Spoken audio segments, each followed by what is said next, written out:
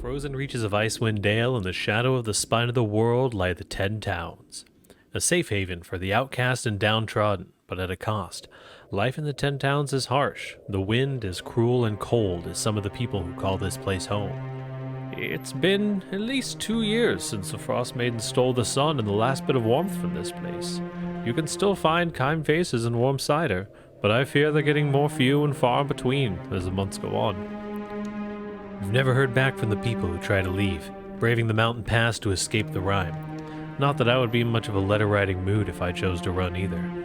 Hunger and isolation does things to weak minds. I've heard neighborhood boys talking of whispers coming from the mountains before slipping out into a storm and never returning. There's certainly more to this place than mead and cold, but I doubt those simpletons could grasp it. Perhaps they got caught up in those crazed sacrifices that have obviously yielded no results.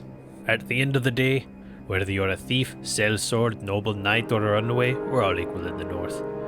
Cold bites us all just the same.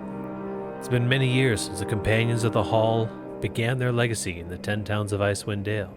Many adventurers still find themselves pulled to test their mettle against the harsh winter landscape that the north offers. Every story has a beginning, and this is ours. Let us hope that these would-be heroes find unity more beneficial than isolation and secrecy. Let us hope that we all manage to survive the Icewind Dale rime of the frostmaiden.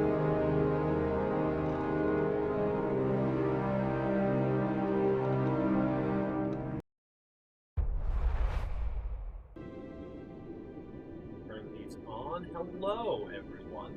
Hello. Looks like one of our webcams has potentially stopped working. Yes, it is yours. I think there's supposed to be people there. There are indeed people there. Bear with us. We're still working through some setup stuff. I am very quiet. Please deactivate. Deactivate. Please work.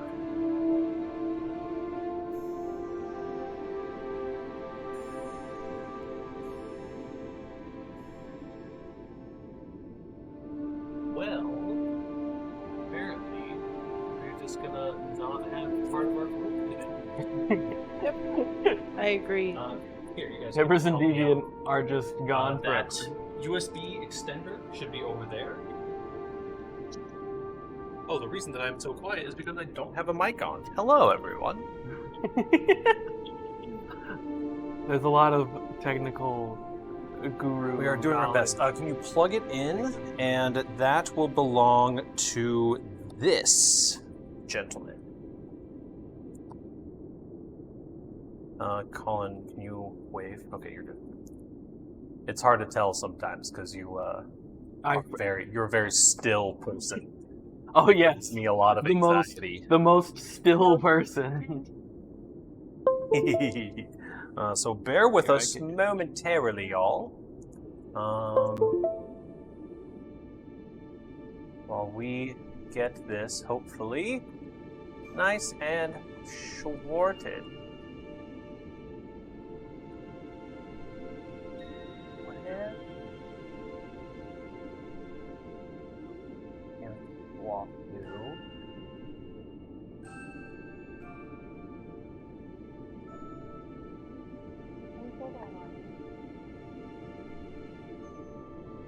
Doesn't look like this webcam is wanting to work now.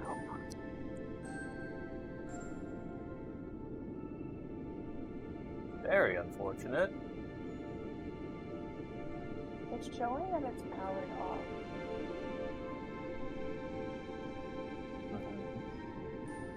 off. Try passing it back to me real quick. Yeah.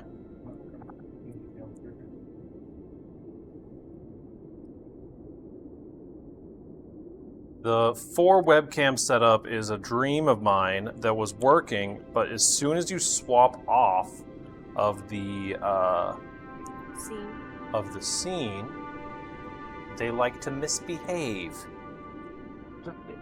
Because this one's working just fine. It's just this TV bang. Reactivate, reactivate. Unfortunate. Well, we may have to do a little bit of backtracking on it, unfortunately.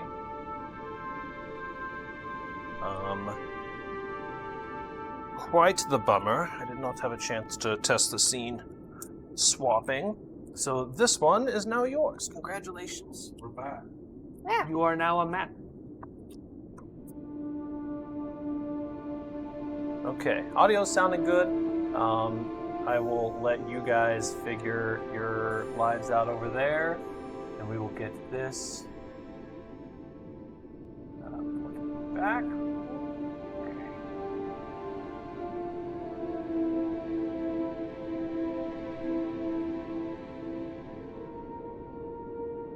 This guy be invisible, and my nice little chat window will come down.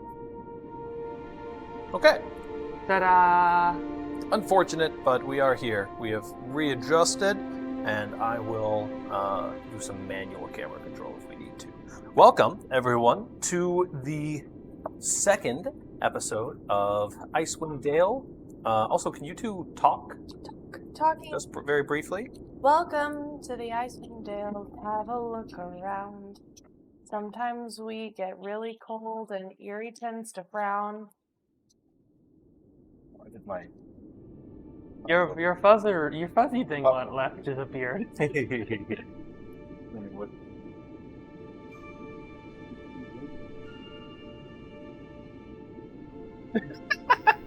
Oh, I see. I see right. Hello, I'm Robert and Erie. Ta-da! Okay. Start it again. Play the credits. Now this is a test. There you go. Now we are existing. We're all mic'd up. Shalom. We are Mike, all Mike. ready to rumble. And we're ready to get things started. So, welcome. This is the second episode of Icewind Dale, Rime of the Frostmaiden.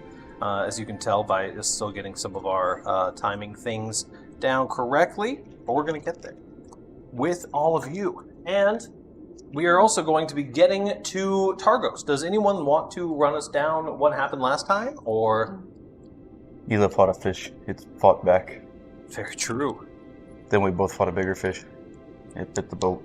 I believe our intrepid heroes met one another at one of the taverns of the Ring of Five Taverns, whatever that place is called.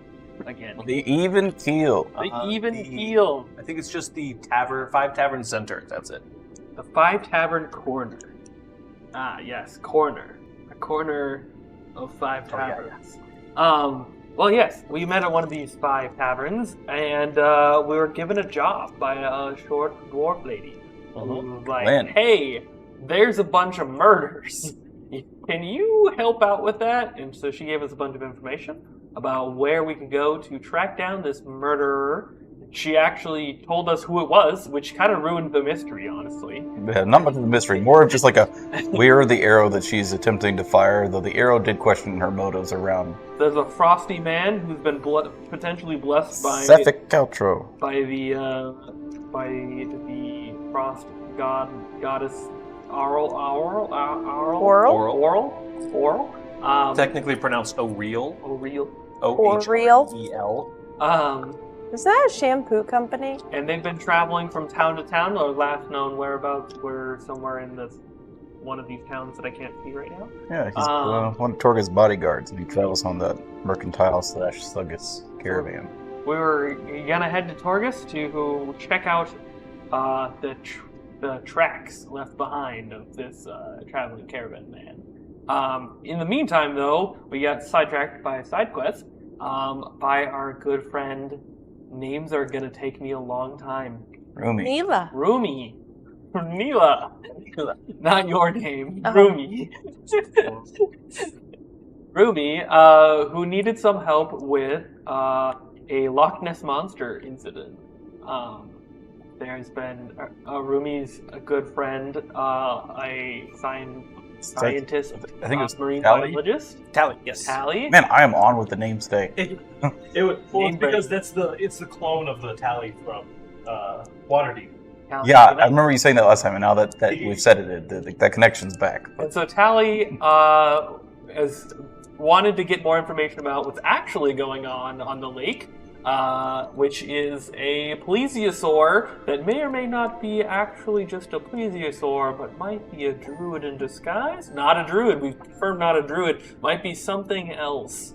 Out on the lake attacking people that have been coming from the city that we were in, Bremen. And only the people from Bremen, for some reason. So, Yes.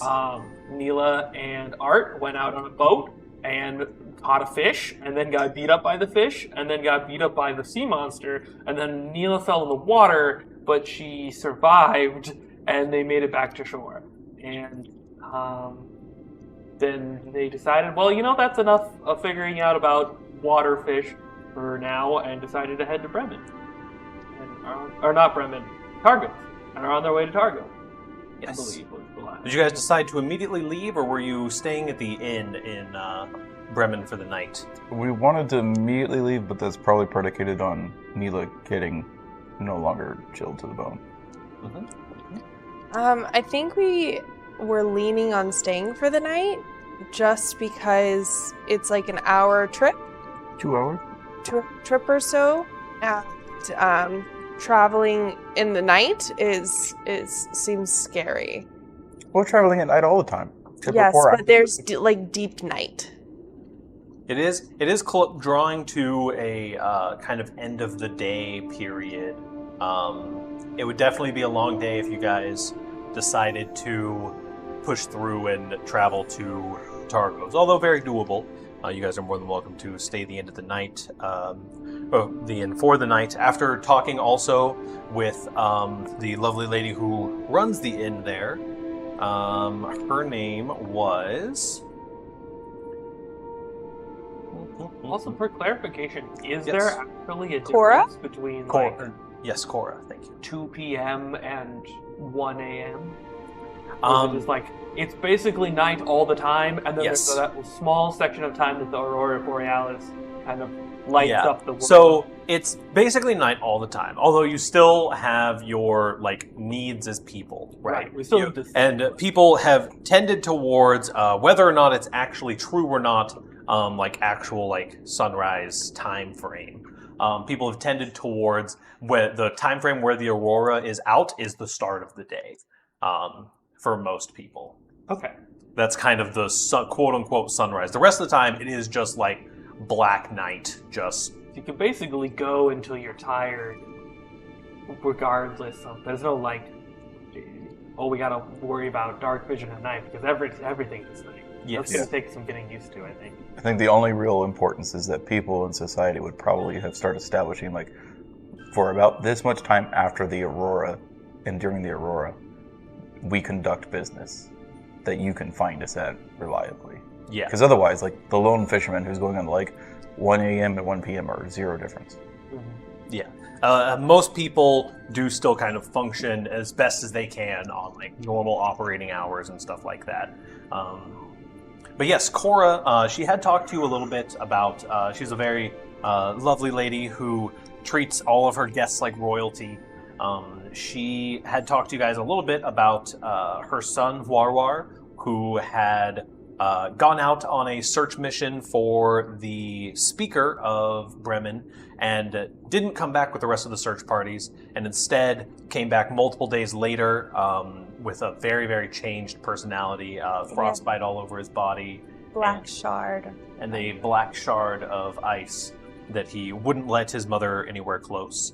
And then a couple days later, 2 tieflings, a male and a female, arrived at the inn and offered Warwar sanctuary in their castle, and he went with them willingly. And she's concerned and asked if you guys happen to find yourself at Caer Dineval or Caer Konig. Those are the only places that she knows of that have castles. And that if you guys happen to come across there, she would be very, very glad to have you pass on a message. So we had talked about leaving, because I remember Tally saying, hey, I'd pay for your rooms for the night. I was like, oh, that won't be necessary. We're leaving. But since we're not leaving, because you're cold, and that's fine. Tally would, I think her offer still graciously stands. Yeah, absolutely. It's less the cold thing and more that I'm. Listen, it's cold. You're cold. You fell in the water. It's fine. Yeah, but I'm not. What's the status of things? Am I fine? Currently, as long as you are dried and clothed properly, you are fine. Okay, well, if you're ready to go, we can go. You guys have been in the inn for a little bit talking at this point, probably 30 minutes to an hour or so, talking with people and doing the things. Okay. I mean, I think my original assumption still stands. I'd still want to travel to Targos and meet up with Latin. That's fine by me. I forgot that not wearing socks. I'll look at your feet. I don't I think I've ever seen you wear socks. any clampers. Oh, crampons. We're not going to go through the snow. We'll just stick to the roads. It'll be fine. There's still snow. There's snow everywhere. Yeah, you can walk on snow. It's fine. But I don't have clampers to walk on the snow. You only need crampons to walk in deep snow to help keep your footing. But since the snow on the road is... We find ourselves in deep snow. I mean, we stick to the Whether low it snow. be metaphorically or realistically. It's torches. How many torches do you have? It's 2 hours. Yeah, one torch. It's perfect. Keep one as backup. Hey, Tally, you got any torches? I seem to have left mine at home. Sure that I do. I can supply some torches for you folks. Perfect. He says something to Rumi, and Rumi heads out. Says, "I'll be right back." After you guys are kind of getting dressed and getting things ready, the process of getting dressed in winter clothes is not nearly as complicated as like putting on heavy armor, for instance. However, it does still take a noted amount of time. It's not just like an instant throw something on. If there's ever emergencies, like throwing on just a quick like overcoat situation can protect you for a certain period of time, but definitely wouldn't be effective over a long-term travel. So you guys definitely make sure to get all bundled up. Rumi eventually returns with the bundle of torches, a bundle of 10 torches, and probably 5 rations each, so that you guys kind of have some traveling food. You can tell Rumi definitely has, this, Neela, as someone who spent a lot of time with Rumi. Rumi tends to kind of like, as a hobby, put together little adventuring packs. He is kind of a ranger and a hunter in the town, so he does go out and do things pretty frequently. But he is tends to like kind of starry-eyed put together those adventuring packs. Also gives you guys a total of 150 gold. He said that he wasn't able to actually get the 75 gold apiece that he'd originally promised, but also the Tally mentions that the sea monster is still at large. So You said 25 gold apiece. that is what I said. 25 gold apiece. That's what I meant. We just So got it a was massive actually- pay raise for not completing the job. Yeah. So he gives you 60 gold total then. Okay. He's just like, I couldn't find what you were doing, but you didn't really kill the dinosaur. Here's twice your pay. Huh? Yes. You'll get the rest when you kill him. So, sorry, 60 gold? Yeah, 60 gold. I do say, Tally, thank you very much. What hue cloak are you wearing? Tally's wearing a green cloak. Tally's also wearing a green cloak. Rumi is wearing a green cloak. Tally is wearing a maroon cloak. There's a lot of speculation around specific cloak colors. I actually meant to ask Rumi, but... Okay, Yeah, I tried to pick up on the green cloak, and you were like a little bit put off by it, so I wanted to see if he would expound upon it. And he's like, "Nah, it's just a green cloak." I'm like, I don't believe that I deserve this reward. Are you sure? I'm sure it'll be fine. Remy, I don't want you to get in trouble with your dad. It won't be that big. He knows that you guys are leaving, and you might even come back and visit him. Well, how about this? This is, one, hazard pay for what we went through a little bit, and two, you could think of it... went through? Listen, you fighting a fish and losing is not part of this section. Anyways, we can consider this more of a contract. Sometimes you need starting funds. We've already braved a little bit of it. We figured out the information. Now this is payment that we have to complete the job. We will be back, and we will take care of this. Then I will not take the money. If you think so. I cannot promise that I will come back and kill the beast that lives in your waters. That's understandable. You could use some of it to maybe try to do some organizing or something. Talia, do you think that maybe we could do something about it? And Talia's like, yes, I think we could do some organizing in town if you folks don't manage to make your way back to. If I make my way back, then I will gladly take the coin. Certainly. I just don't take money before a promise is met. Certainly. Not all of us exist by that. So you can leave your share, I'll take Latin share, and we'll go. I'll get him involved somehow. He hands you the 40 gold. Ah, Latin, they gypped us. Not that you were there. But... So, you guys begin your path towards Targos. We'll cut over to Latin, who has already been on the path to Targos. The path is a little bit... It's a little bit rougher than some of the other paths. This is one of the outlying towns of the 10 towns. I actually should have...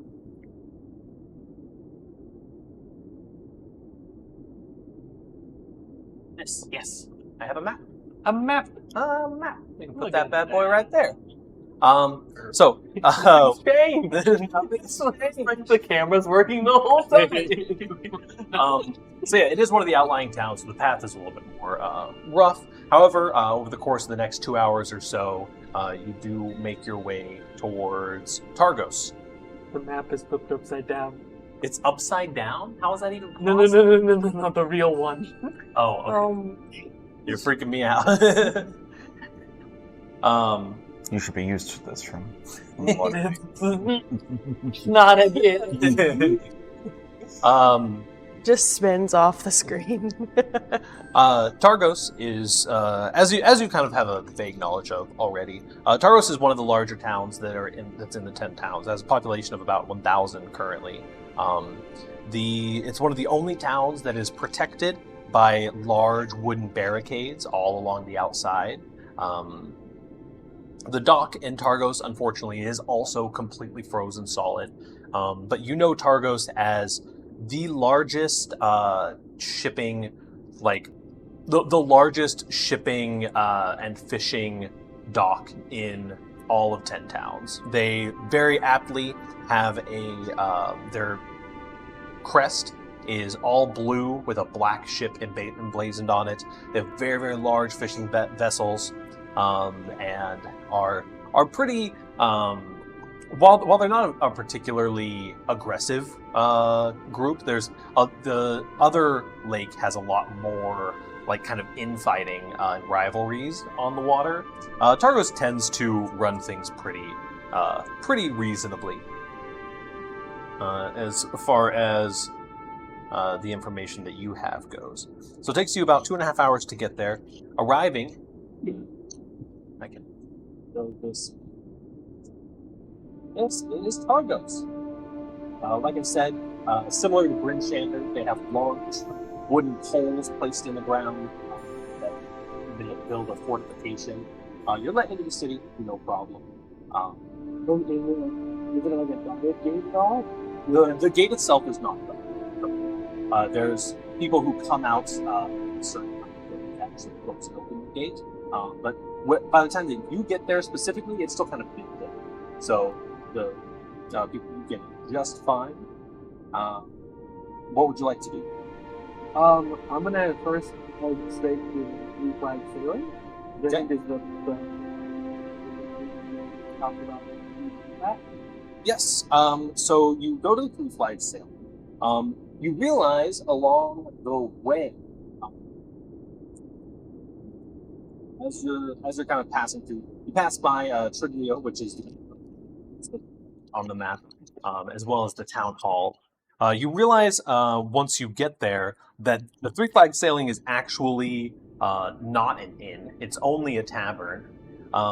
Very kind of sneakily, the Luskin Arms is actually the main inn of the village, not an armory as you may think. But you do arrive at the Three Flags Sailing, as it was where you guys had talked about meeting up. It is a lovely tavern. The atmosphere is pretty subdued. A lot of the fishermen here are cold and tired. You see the bartender, who has red hair with streaks of gray, pulled up in a large, messy bun. She's kind of currently adjusting the coat of a gentleman who's about to walk out, as you're kind of like walking in. What's the state of the town like? Like as I'm like walking from the main gate to the Three Flags, like what do I see around as far as like town life in comparison to like what a city like this would normally look like? Like Honestly, Targos is doing fairly decently. The city, like if you compare it to Bremen, that only had a handful of people on the street at a time, the city's almost like bustling comparatively. The actual number of people is increased. The kind of morale of people seems pretty decent. You hear, in passing, you hear some praise of the speaker, whose name is right here. Nerth Maxildinar is the name of the speaker of Targos. the speaker is what?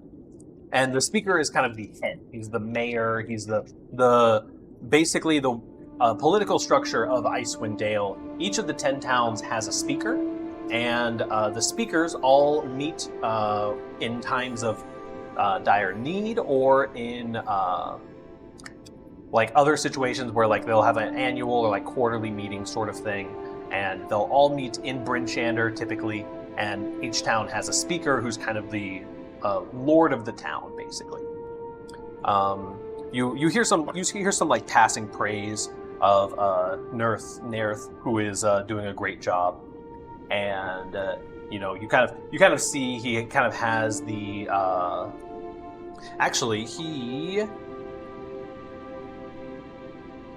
I know where he is. But you pass by the town hall. It's kind of where you hear some of these talkings.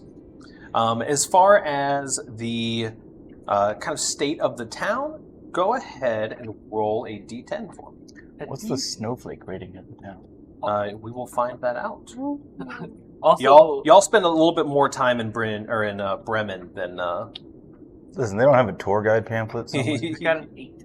Also, do they light like sconce torches in the streets? Do they have lampposts? Yes. Like, how does Nearly every inhabited building will have a torch sconce out front that burns fairly regularly. Some of the more and any official establishment will have multiple. Some residential places will only have like one, or just won't have any lit at all, whether they're inhabited or not. So it's kind of like being out in the city at night, where it's like things are still relatively well lit, despite it being in the streets of the city, there are a couple of very, very dark areas, but for the most part, things are very well lit. Yeah. Okay. Let me. What did you say that you got on that? 8. An 8. Bigger number, better person. Bigger number, better person. Let me just get to. If I can get to it. Here it is. It's got a slow blink from our Dragonborn friend.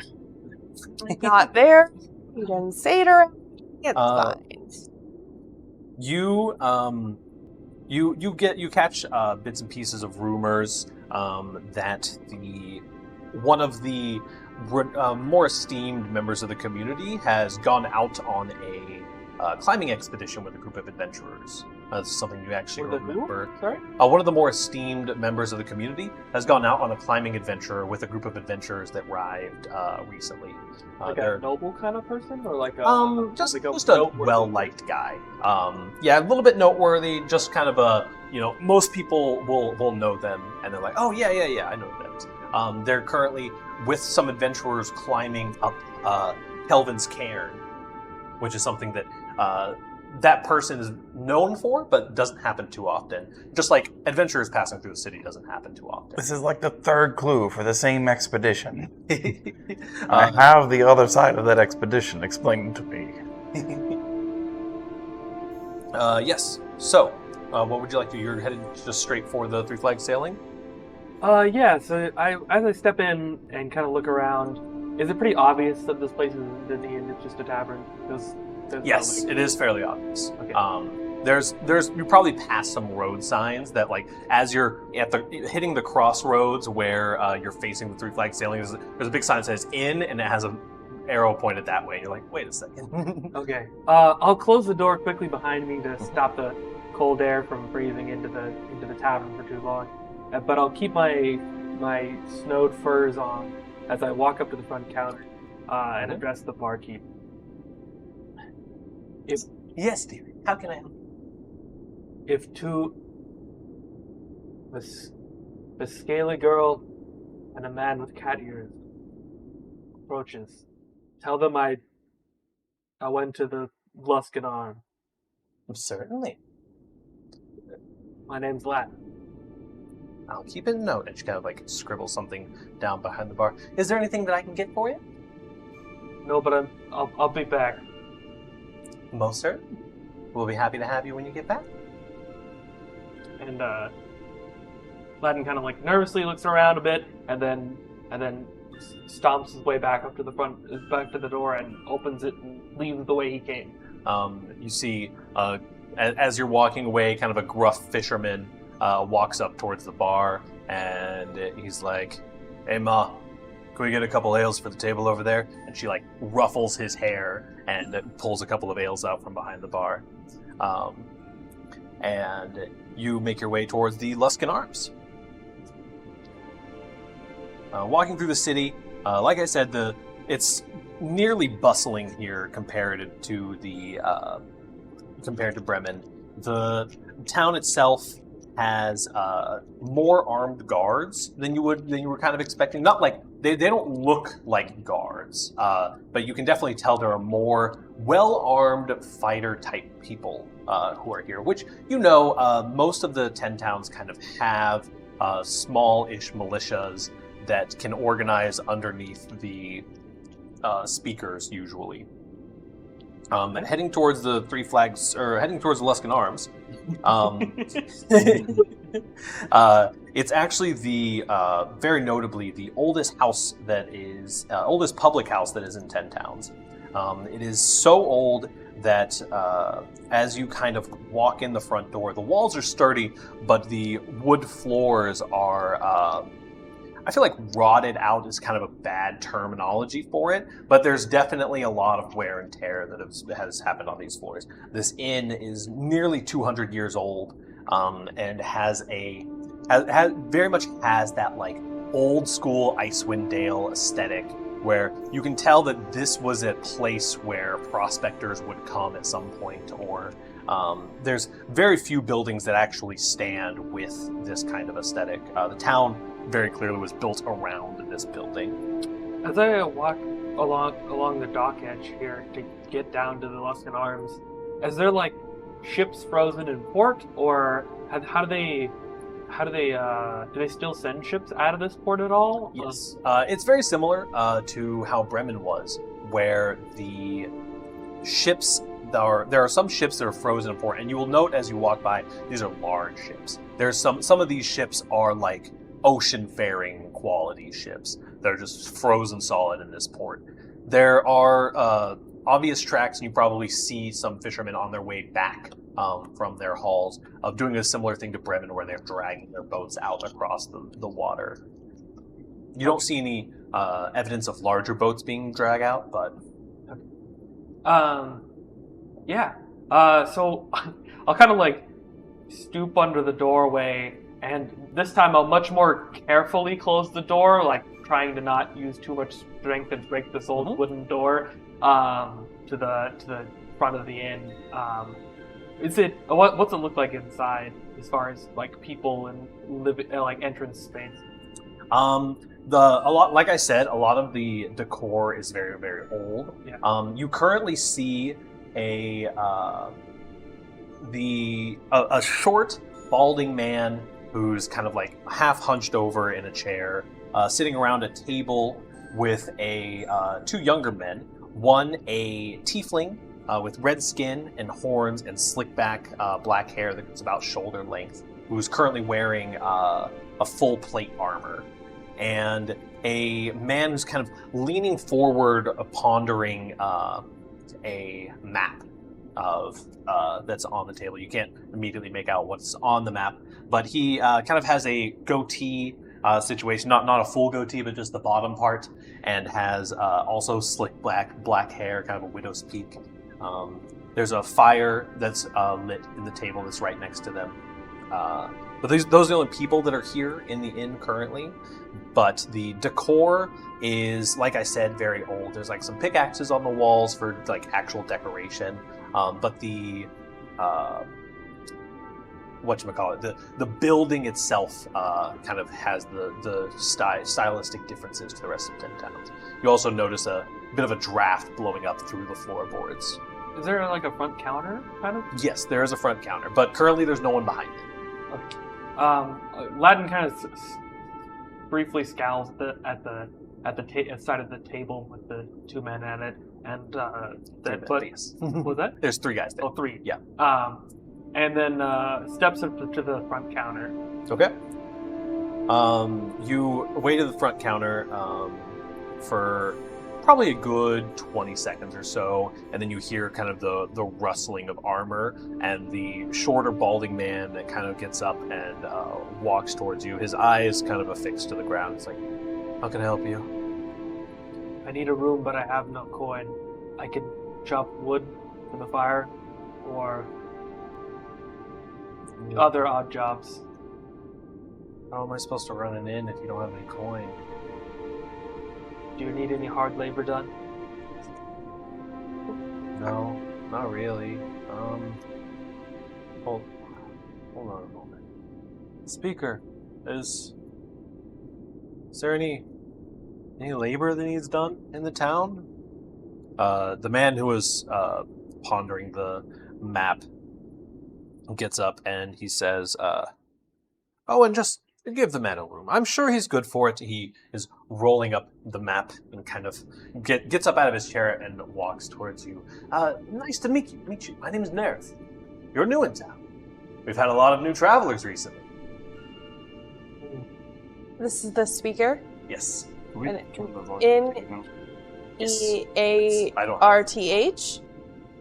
N-A-E... Hold on, my Google Docs is slightly missing. His name is N-A-E-R-T-H. And his last name is Maxildanar. Did you spell that right in the first one? I got the A and E backwards. Maxildanar. With 2 R's.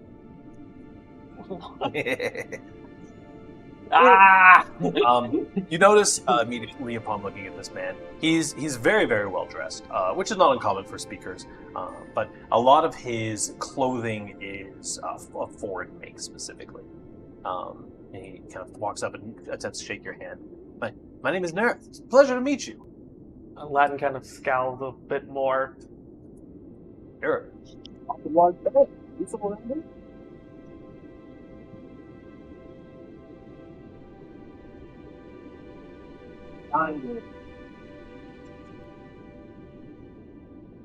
I like to do this.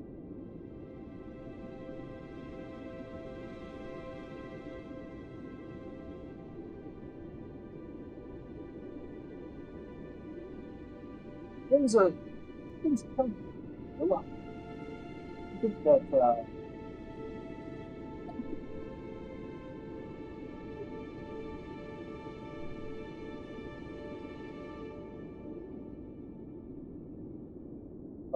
you said, are you, is it just you? Well, a number of adventures come through. Unfortunately, the last one worked. Goals in mind, but we can certainly try to think of something for you guys. I know how those adventure types are. And he kind of looks back,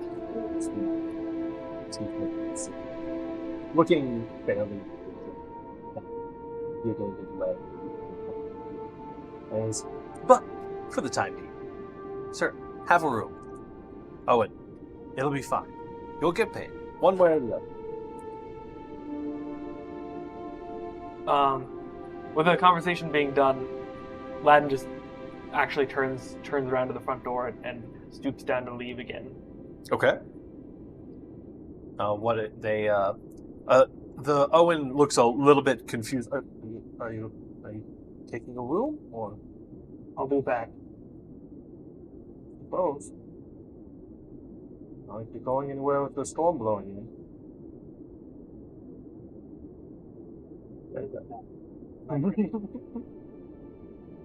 I step back out onto the streets and I need to look for signs and information about this traveling caravan merchant who's come through the town. Yes. And I don't really know where to start. I don't really know how to do this. This isn't exactly my forte. But I've come here first, and by golly, I'm going to put myself to work. So, I think the first place I'm going to go is... okay? Heading towards the general store. The Piggly Wiggly. It's not Piggly. The Triglio Biglio. Piggly Piggly. Bigelow. Bigelow. Walking into I assume you're walking actually into the store. Yeah. Walking into the store, there's a. Go ahead and give me. You wouldn't know. You would know. The Triglio, you had something that was kind of as far as like the Triglio. As you're approaching the general store, you realize that it's part of the sea shanty, fisherman apartments. It goes along the lines of Triglio lads and oyster on the line, Triglio lads and green up kittens.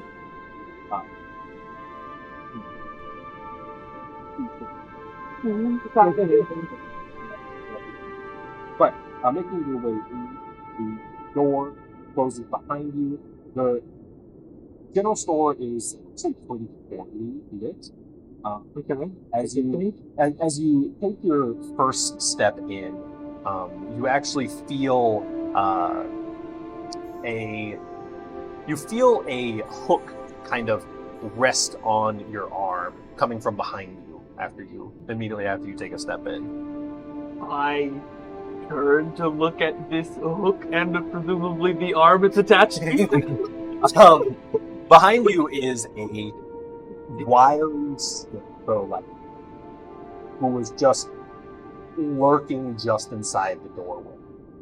He currently has one hooked arm kind of pressed on your things, sunken eyes, and he's a little bit hunched, but he stands at about 6'2", so very tall for most people. Not as tall as you, obviously. But he's standing behind you. He's like, "Welcome to Triglio. Welcome. How can I help you?" Aladdin's eyes dart back and forth, and as he kind of nervously glances back. Having to rely a little bit more on your dark vision than you're used to in a place like this. Oh, pardon me. Yes. How can I help? have you seen? And then I looked through the notes and I didn't see the name of it. What was the name of the character? Torgo. What? Torg. Wasn't that the name of the guy? Is it Torg? Torg is the dwarf woman who runs the caravan, and They have like a. Sefik Caltro it's just Torg's caravan. Okay. I don't mention Sefik, but I mentioned Torg. I'm looking. Has Torg's caravan been through? Yes. My name is Justin. It's a pleasure to meet you. Hi. Torg's caravan.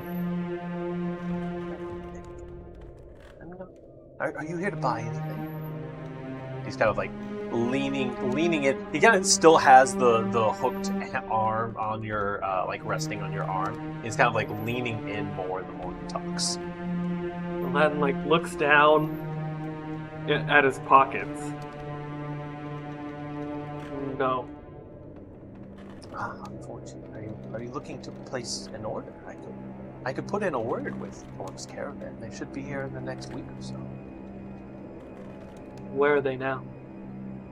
Sir, not here.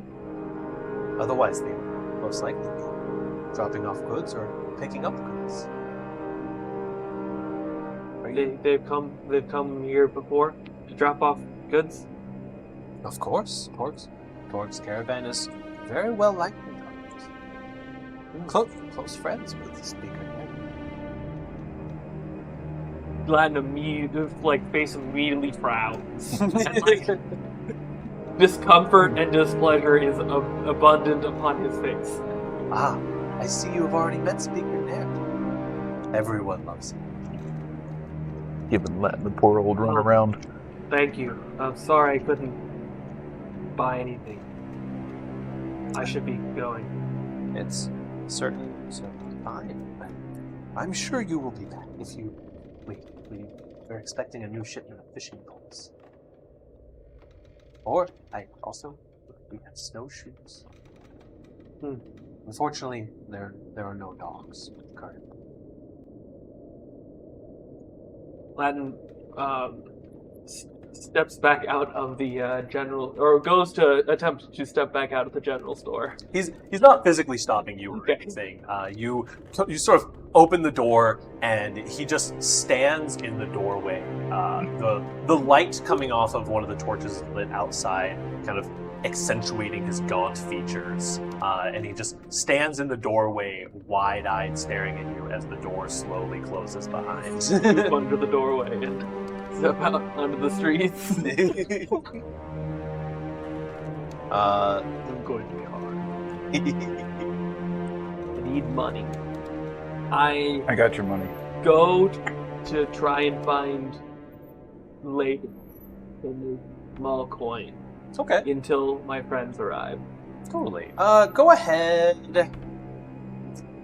Get me a investigation check. Investigation. See that just kind of as your Things going on. what you got for me? I got a number that I need to find what I'm adding to.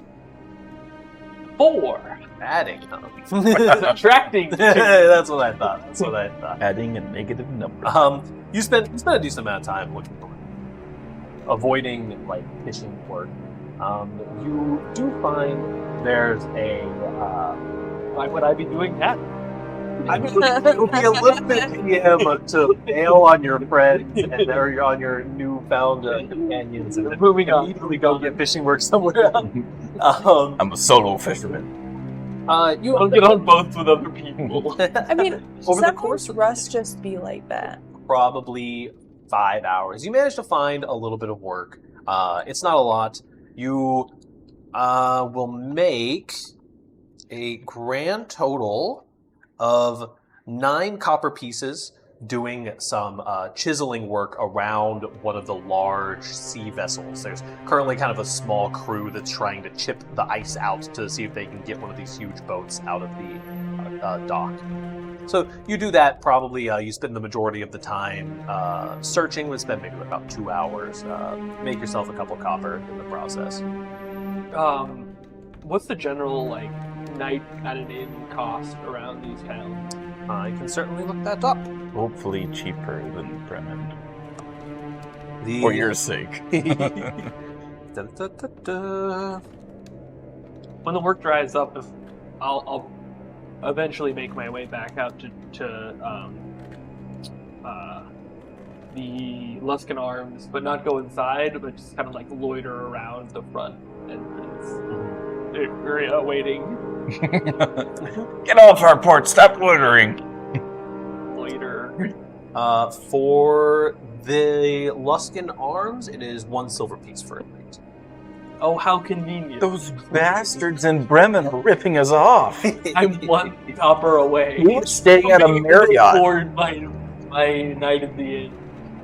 Okay. So that takes place over the next couple of hours. You guys finally arrive in Targos, seeing very similar sights. More of the porky. They just make it there. Did you just make it? They're traveling along the roads. Yeah, it's a very short travel distance. Although this road is a little bit rough, but imagine how long it takes. You probably think that. But it's cold and snowy, so it might take 2 hours. It's do that.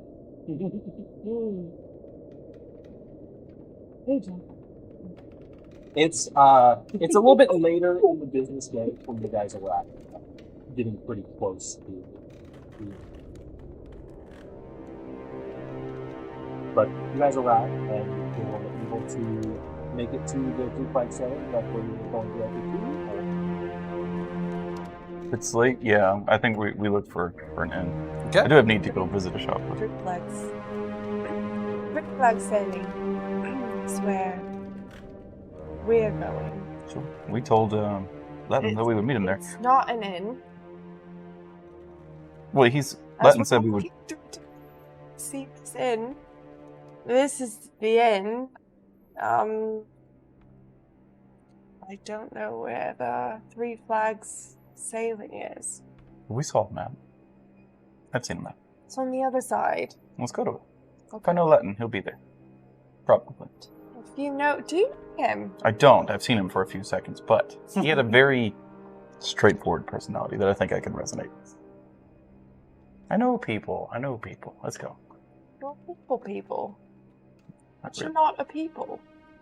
That's rude and or racist. What? I'm a people. There's plenty of people like me. Let's go. People is a term not just for humans? And are Also, you waiting at the pretty 3 damn flag close to a ceiling, or human. are you at Luskan Arms currently? The Luskan Arms. Okay. You guys arrive at the 3 flag sailing. So I'm the people. Yes. Call you the people. We are people. Um, Hello, fellow. We did so well, people. Hello, fellow humans. People. You guys arrive at the 3 flag sailing. It is very late. The crowd here is basically non-existent. The kind of like even the late night drinking crowd has kind of gone home for the night, sort of situation. There's a couple of people still at the tables, but coming in, you see that same woman with the red hair with streaks of white up in a bun, and she kind of immediately perks up when you guys walk in. It's like, oh, hello, dearies. How are you? Hello, people. Have you met a very tall man, large, burly, furry, Tall, large. goes by Latin? Not that fellow. That fella. She points at just like a fisherman who's kind of like slumped over a beer. He's a pretty big guy, but not. No, usually when you look at no. those. That's not him. I'm pretty sure there. that pile of furs looks different than the ones he was wearing. As I get closer, that's not him. Also, not large enough. Yeah, bigger than that guy. Oh, yes, I do remember. Lovely fellow. He came in and said he said that he was going to be waiting at the inn, the Luskan Arms. So sorry. He like licks her thumb and reaches up and like wipes something off your face.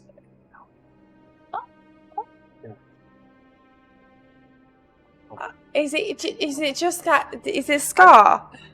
No, you just had a little, you had a little something, a little. Thanks for the information. Oh, Absolutely. It's late. We don't want to take up too much of your time. Well, we will probably see you around. Did- Oh, wait. East. No, your face is fine. You get marked my face. Listen, I just met you. I don't know what's part of you and what's not part of you. That's a little bit racist. No, it's not. It's me being cognizant of the fact that I don't know your facial features.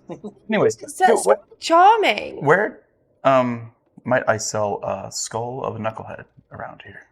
Oh, there's a couple of scrimshaws in town. I think. One of these days, I'll learn the occupation that purchases the wares that I'm trying to sell. You missed the opportunity to be like, where do I sell the skull of my enemies? And pull out a fish skull. It's the skull of her enemies. You could probably talk to Keegan. Where's Keegan? Lives up towards the northern part of town, and he's him and his husband are absolutely lovely fellows. Northern part of the town, Keegan. Yes. It's probably a My little name's- bit late to my stop name's- by, right? Yeah, of course. Right. Okay. And your name is what? You can call me Ma. Ma. Perfect. Everyone does. Ma. All right, Ma. I'll be seeing you around. I'm gonna go find our friend because it's really late. Absolutely. Does everything. And as you guys are walking out, it's like, make sure that you get 8 hours of sleep tonight, and the door slams closed. I'm very tired. Thank you. Good night, Ma. The door is closed. Good night, Ma. Good night, love. Close the door. We're keeping it cold. Oh, she's Keegan, by the way. God dang. I was so close. I put What's the- Keagan. You know how you normally spell Keegan. Yep. Annoyingly phonetic. So, you guys make your way towards the Luskin Arms. You who have been there for a little bit, you see, you got some, like, kind of mixed reactions. You kind of find, are you going straight to a room, or are you... No, I'm outside. You're outside in the of cold. Okay. Outside in the cold. Inside. I'm loitering outside the building, presumably on the side of the building where I can watch the front entrance. That's totally fine. After a little while, shortly before they arrive, the tiefling fellow who's wearing armor but has some furs over it now makes his way out and kind of like shoots you a confused and then dirty look and then walks off towards the even more southern part. Beautiful exchange of He the has scowling an language. scowl that has a little bit of canine tooth in it. No one else comes or goes. Eventually, you guys arrive. I arrive kind of like manipulating a silver coin across the tops of my fingers. It's time for sleep. It's time for sleep. Is it cold on your hands? Everything's cold. But me doing this keeps my paws warm a little bit. And it's practice. I mean, most of the way that I deal with combat is a little bit being limber. And I find that the lower temperatures really impacts the ability to do that. Hey, it's Latin. Nah. I told you we'd find him exactly where we thought he would be. The You are hulking- bigger than that other one. Like looks back, left and then right and then left. Hey, how's it going? Hey, there's a dinosaur in the lake. We'll talk about that later. And I pull out a small coin pouch. This is for the work. You were here. We were there. What'd you find out? That man whose name starts with P. Torg. No, the female man dwarf that's name starts with P. Yes. Torg. Torg was here and often stops to drop off goods. She's not here now, but should be here within the week. That's good. Any Also, he seems to be connected to the speaker. indication where she might be coming from? No. Okay. But the speaker, he was here inside. Did I don't like it. Do you like a lot of people? But I really don't. Okay. Oh, understandable. What are the places in the area? understandable. They were And How much does it cost to stay in? I don't. Oh, then what we got from Callie is probably good enough to cover it if we want to stay here for a week doing nothing. Not that I think we would, but at least that's covered. What happened between you and the speaker? I just don't like him. He's too sleazy. I know the type. Do you happen to visit the stores in town? I need to go to them tomorrow. I stopped by. Did it look like they are provisioned for like adventuring types, or is it mostly like fish and tackle around here? They've got stuff. Pretty good stuff, I guess. Perhaps I'll try and visit one in the morning. Also, we need to see a Keegan on the north side of town. I got it. Actually, There's a lot of things going on. you look like the person who.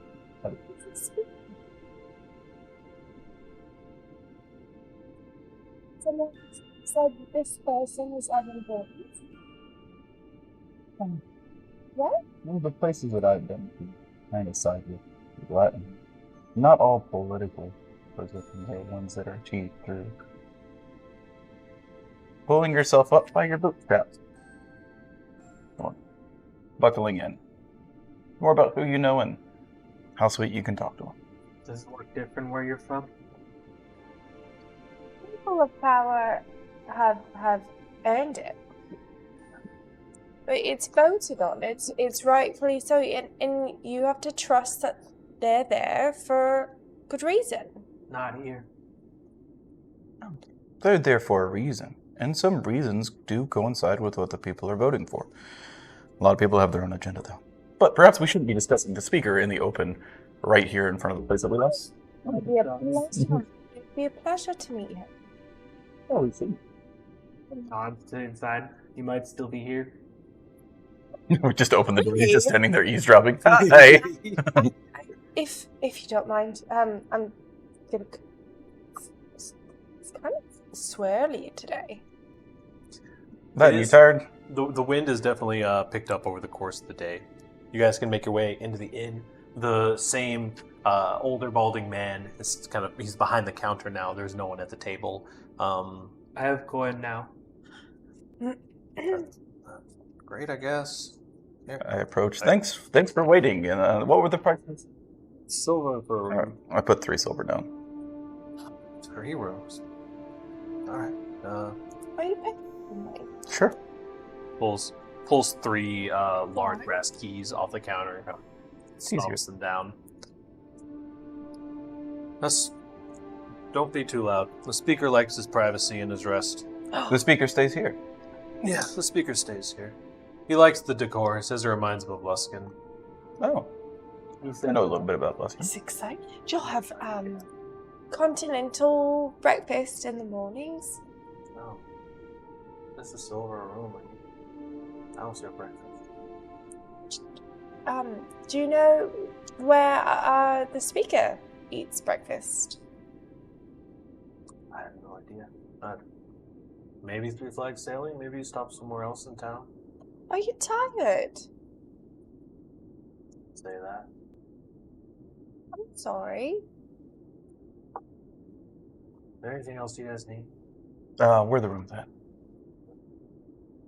Upstairs, and the first 3 on the left.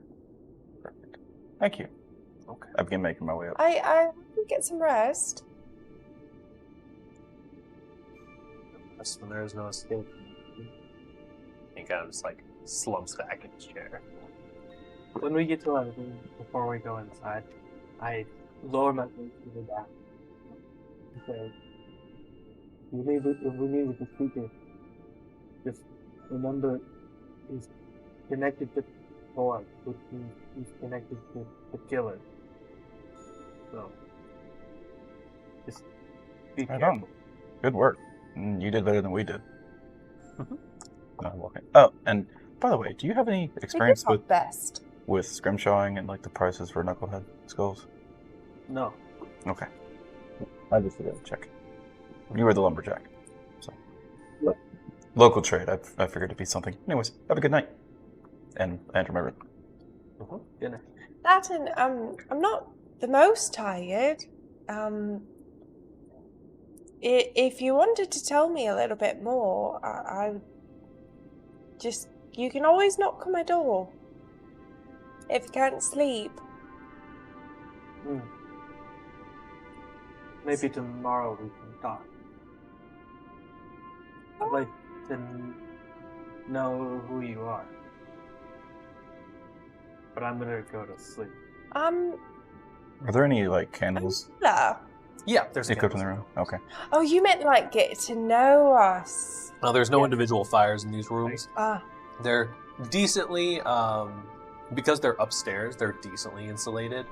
You notice a lot of the wear and tear is kind of on the main floor. This upper area looks a little bit newer than the main floor, like maybe an add-on. Are there torch sconces or anything, or is it just all candlelight up here? It's all candlelight up here. Okay. Art lights a few of those and spends the next few hours probably doing studies with his forms and his spell books Certainly. before going to sleep. You all can go to sleep peacefully for the night. There is nothing that happens. Curls up and goes to sleep. Efficiency. Efficiency. All of you are already leveled up, but just for the official announcement on stream, you all are all level 2 now. And Oh, I leveled up to level 2 without even fighting anybody at all. Except for the pre-campaign. internally. the pre-campaign plus your adventures on the lake and Done some awesome gotten there. Killing monsters isn't the only way to level up in D&D. it is very true. More importantly, your internal battle is real. Yes, it is. And Uh, it's a struggle every day. You guys, next morning to the light of the aurora peeking through your windows. What would you like to do? Stare at it. You stare at it successfully. Go ahead and give me a Until perception. it's gone. I'm gonna spend the next how many hours? 4 hours. 4 hours. This is the only light I'm gonna get for the next 24 hours, so might as well take it in now. I get a I tan. have vitamin C supplements here. Yeah, the fish. It's vitamin D. That's what the C in mercury stands for. They call it mercury poisoning. I don't know Where why. do we get the D? Vitamin D. They have Sunny D that going for breakfast. Glug glug Sunny D every morning for breakfast. It's actually just a fish oil that's tanned orange.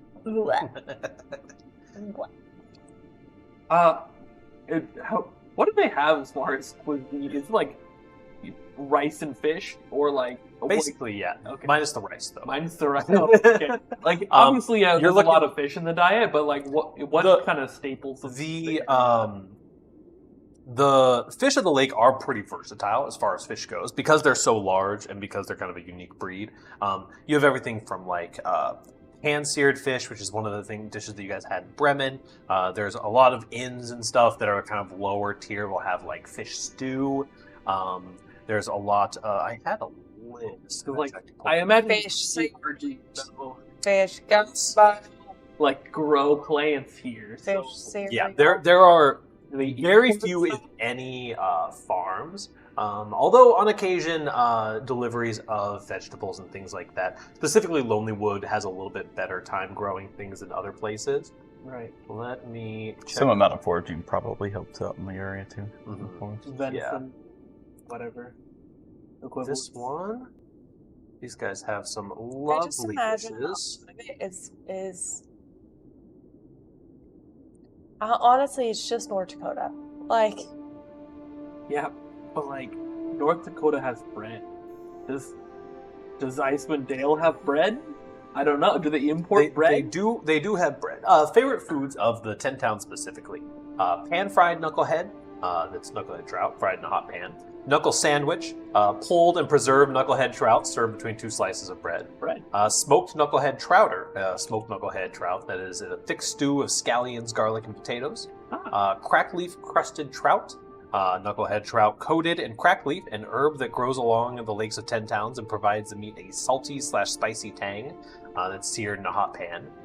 The good mead from Good Mead, honey sweet alcohol from the titular drink of the town of Good Mead.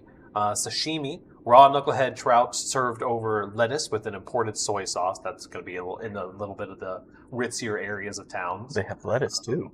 Shaved ice shavings flavored with berry juice. Oh, they got berries. It's just here. I don't make this up. And also rumble belly oysters, baked oysters served in sautéed onion and spinach. Okay, onion and spinach. They got a few little bits of I could vegetables. see root vegetables being a staple of the northern territories. Yeah. Okay. Mhm. Gotcha. And a lot of Rabbit. the foods of the tundra tend to be more along the lines of like roasted reindeer, snow fox stew, walrus stew, skewered wolf. Remoraz gizzard is kind of a delicacy. Good luck with that one. Yes, the Reindeer. gizzard of the CR-14 monster. Reindeer jerky, area. ice gleam jam, which is our ice gleam flours mashed into a nutrient-rich, flavorful paste and spread over thin bread, and roasted white star, which are leaves of the white star plant rolled up and roasted over flame, dipped into mead or for a honey nut flavor. Okay. That's kind of the more outskirts, like your general like wild man would kind of have those as their potential. It sounds like the wild man actually has a better culinary experience up here than the people in the towns. The more you like get into the towns, the less, because the tundra area is largely ruled by like the Reghan men, the barbarians, and they follow the reindeer around. They're all nomads, so they follow the reindeer herds around the Icewind Dale, and so they kind of have they have a lot more ability to survive out and about in the world. So they have a lot more ability to kind of thrive out there and get a little bit more variety in their diets. We please spend one episode or half episode doing a cooking stream. Cook a meal from Icewind. Like, how cool would that be? Snow cones. It also kind of makes sense in the idea, like, there's probably not enough vegetation to, like, subsist multiple towns off of it. You're mostly going to get that from the foraging pieces, which isn't usually, like, conducive to, like, massive spread of, like, availability. Yeah. So your guys who, like, live out in Lonelywood probably are picking that stuff up, and that's their common staple. Whereas people in town, you get the fish stew. Yep. When you go to an inn after a long day of catching fish all day, you get yourself a nice pan-seared fish, or maybe some fish stew, or maybe some like fish on bread, or I'm a big fan of the knuckle sandwich. I think that sounds good. Mm-hmm. Sounds like they put the skull in the sandwich, and I ain't really about that. So yeah, you all wake up at your leisure. So I talked to the innkeeper. Okay. He begrudgingly obliges you. Where do people get paid in? We have some bathing areas out back. There's no bathhouse or anything. Most people just make do with what they have. Heated? You eat enough. Not frozen. Yep, soaps and stuff back there. No, I don't have any soaps and stuff. You can talk to the speaker. I'll go try and visit this. It always smells nice. At least doesn't smell like fish. Fair enough, thank you. So, Art's up pretty early. Are you two up and about yet? Or we're all early morning people? The other part of adventure where we can be like, yeah, I wake up early in the morning, not face the repercussions of having to actually wake up early in the morning. Yep. I'm in bed early to rise. My power fantasy of having a functioning sleep My schedule. fantasy is being able I to gotta sleep and feel awake. I can't live it out in real life. Gotta live it out in the games, man. So, Honestly, it's romantic as fuck. I got a few places to stop. So you probably want to go cut stuff real quick. I gotta visit the general store. There's a man in the north of town that's gonna buy the skull head, hopefully. How he got my adventure. Yeah. Yeah? Wait. I would Okay. love that. I kinda wanna get some soap so I can clean myself off before we visit the speaker and all that. Alright. Where's the what? General soap, Yeah, sorry. I can.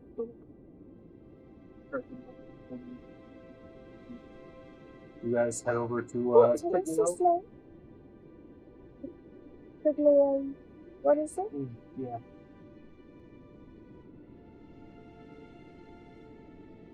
Making your way around the town, you see the kind of somewhat familiar bustling of early morning fishermen trying to get out onto the water while the sun's still out. This is all new to me, actually. You had seen a little bit of it in Bremen, but not to this kind of scale. Yeah, I didn't really have much of an appreciation for the amount of populace that could be present so far. I would know that it exists, but You guys make your way over to Triglio, no problem at all. And as you walk in, you're greeted with a very, very similar experience. Of you walk in and take 2 steps. I'm not sure if you take any. I go in left. Okay, you guys walk in and take a few steps, kind of jolted by. did you guys fall on that?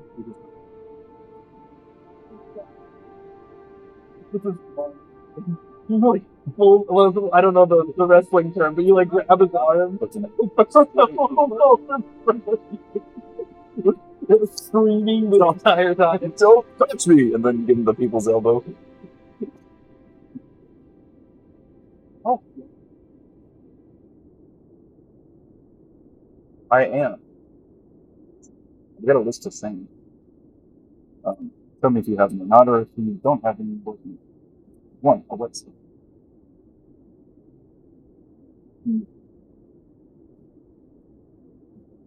You have weapons.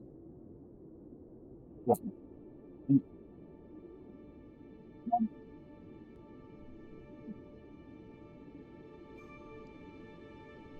You have weapons.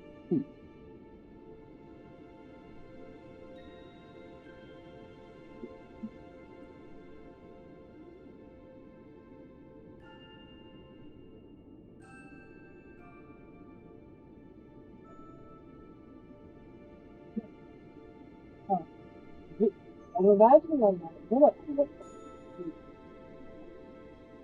Doesn't surprise me. I have that. It's stuff. Everyone on the wall some like the rank and stuff like that. There's a lot of hodgepodge to this experience. But it's also very poorly lit, so it's hard to like.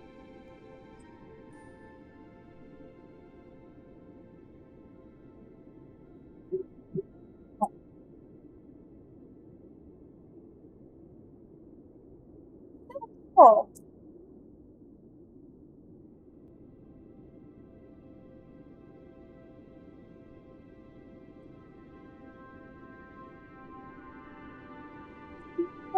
Did you slow that little step?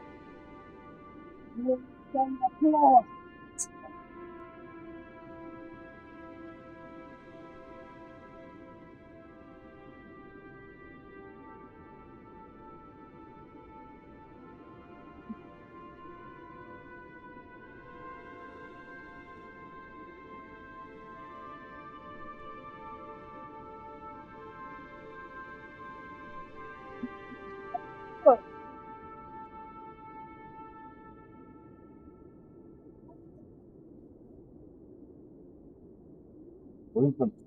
It's like a big dragon, bro.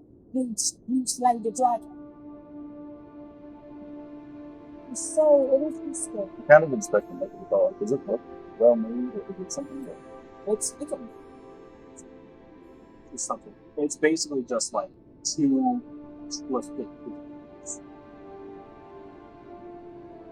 Lovely. I walked through them quite expecting to be.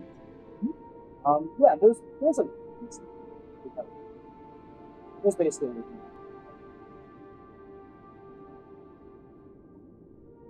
There's no like wall.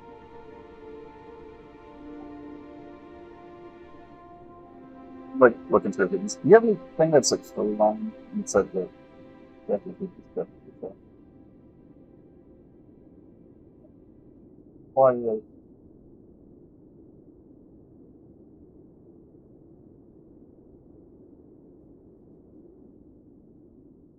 Like lifting up part of her like foot. Okay. You just stop. It's pretty good, huh?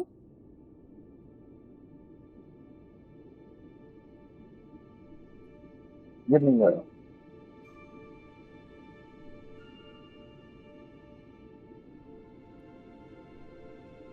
That. Leather hands. Spells and ink. Yes. Nope. Yes.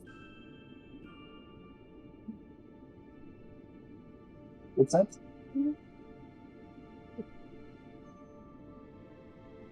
Then do you have a needle with you, please? Perfect. I'm going to take it. Usually use this. Like another thing. Ah, yes, thank you. But first.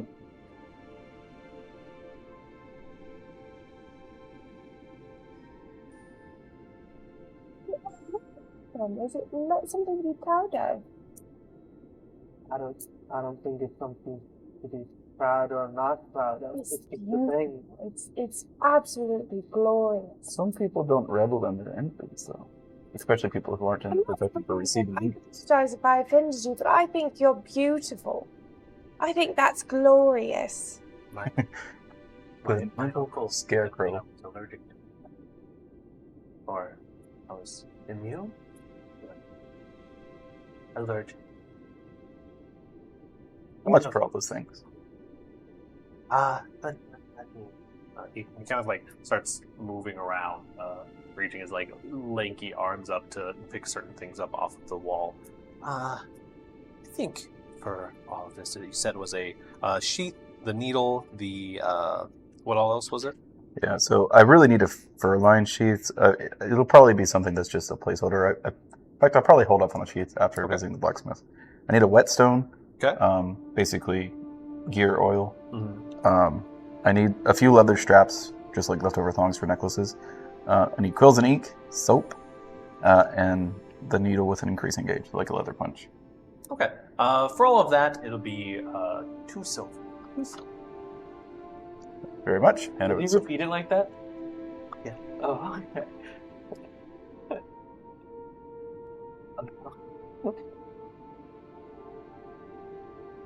Jen.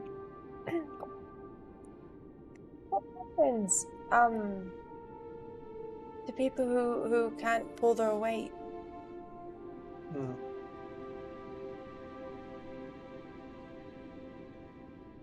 Mostly they die. My uncle couldn't pull his weight. He is dead now. Is it Unrelated causes, though. I hate to end the jolly conversation, but thank you for your business. I'm going to excuse myself from this one. Sir? sorry about your hand, and I'm sorry about your uncle. No need. I Things love are better so sharp. with the claw. That one was a joke. It was a pleasure to meet you. How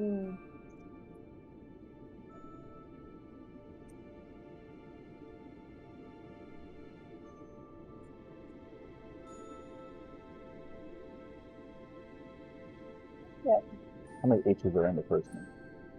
That's even. Jestin. Yep, all right. I finally would have gotten one right. Hunry? Wrong. EY. Hunrae. Oh, Not even close. you were one letter off. Literally Why one instead of letter an E? Those are like infinitely different from each other in my brain, though. Like that seems so more than one letter off than the other way. Once again, as you guys leave, he stands in the doorway as the door like naturally closes, waves with his hook in.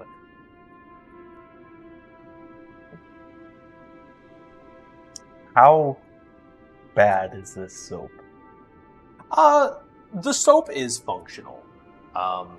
It's probably made from some kind of like fish oil inherently, but the process of turning it into soap has removed much of that fishy flavor to it.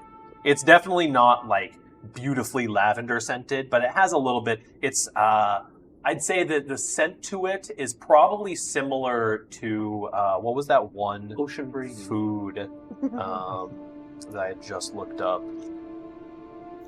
The knucklehead sandwich. The one. What are the ones where it's like the plant that grows on the edges of the lake? The crack. Yeah, the crack leaf. Its smell is very similar to the crack leaf. It's got a little bit of that salty, spicy scent. I'd like to head to the blacksmith next. Okay. You can head to the blacksmith just fine. The blacksmith. While you do that, I'm going to go try and find the speaker in the town. Okay. Where would you like to go to try to find the speaker? The place where you eat. Please go with her. I'll catch up with you guys. You guys probably would be heading towards the Three Flags Sailing. There's not really like restaurants aren't really a thing in most of these places. Like there may be like houses that will cook large meals for people in the community, but that's kind of an insider thing for the most part, where you would have to know the people of the town and kind of know where to go to find that. But you guys head over to the Three Flags Sailing. There's food options there.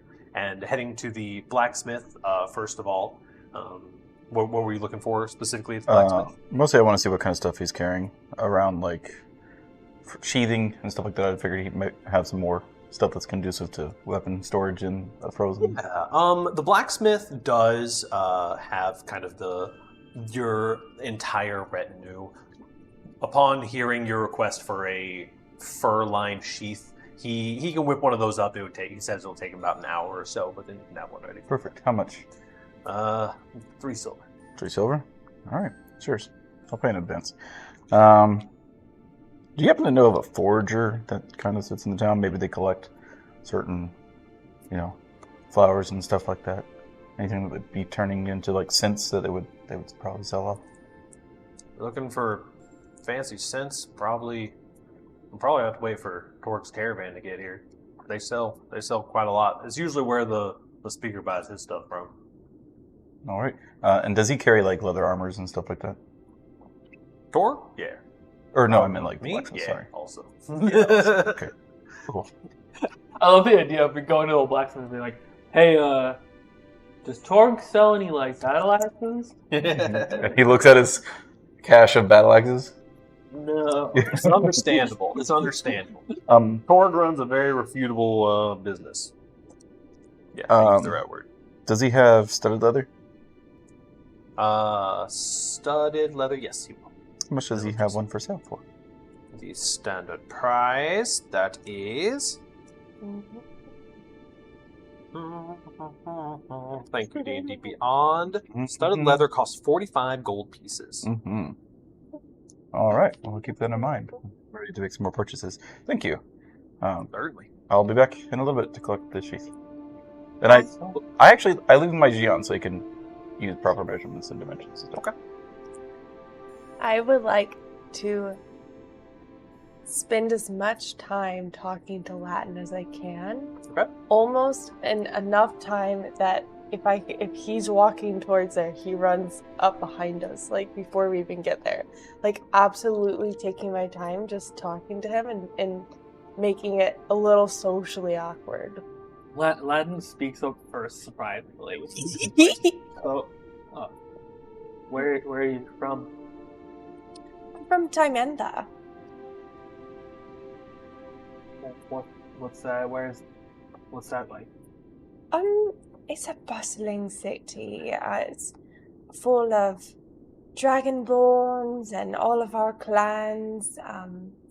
It's very gorgeous. It's kind of at the base of a mountain, but it's much greener than here. There's farming and ranches, and there's a military.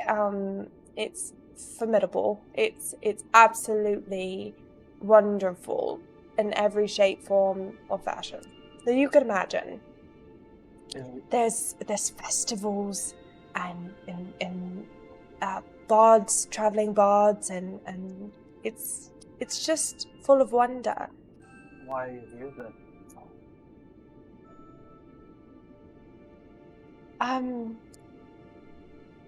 I'm searching for strength within myself so that I can go back a stronger person. A stronger people. Person. A stronger... Is it person or people? That shrugs. Stronger person. What about Art you? probably catch up around. Oh, I'm headed to Keegan. Oh, you're headed towards Keegan. Okay. Yeah, this could be like an hour. I'm Okay, with it. You can head straight over to Keegan. So I have some questions for you. What was your question? Sorry. Are you? You said you were from here. Yeah, I'm from Lonelywood. What? It's very rare to meet someone who's is What's wrong? What do you mean? You seem sad. Sorry. Sadness is not something to apologize for.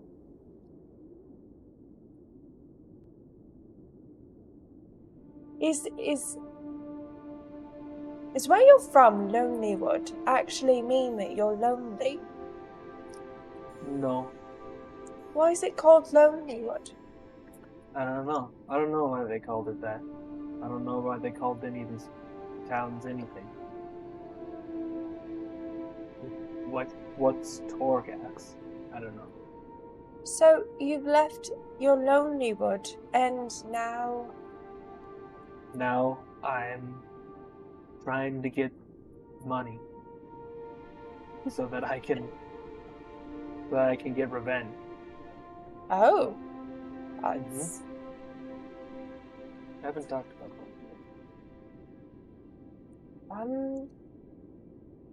Well, money is indeed a good way to do that, but more importantly,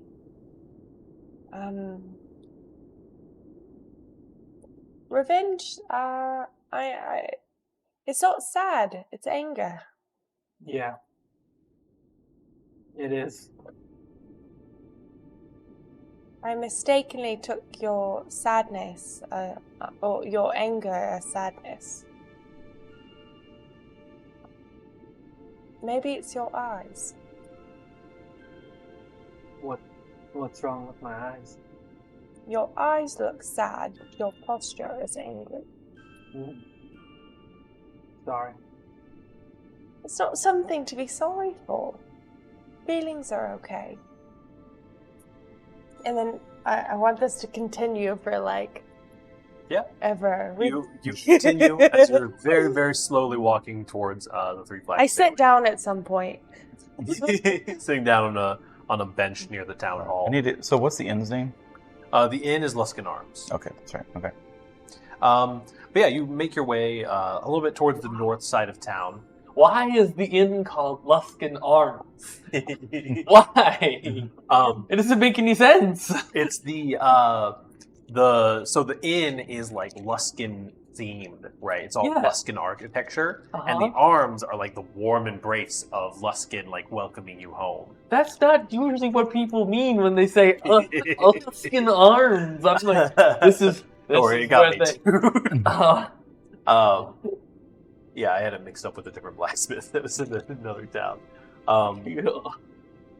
But yeah, you head your way up to Keegan. It's just a you got some instructions on how to get there. It's the house that's farthest to the north on the next to the water, and it's just a standard house.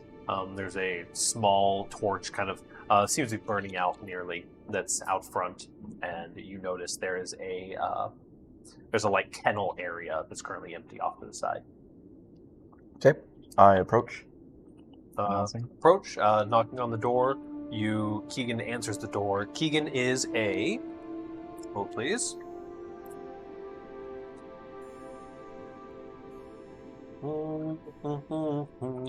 Keegan, this is me.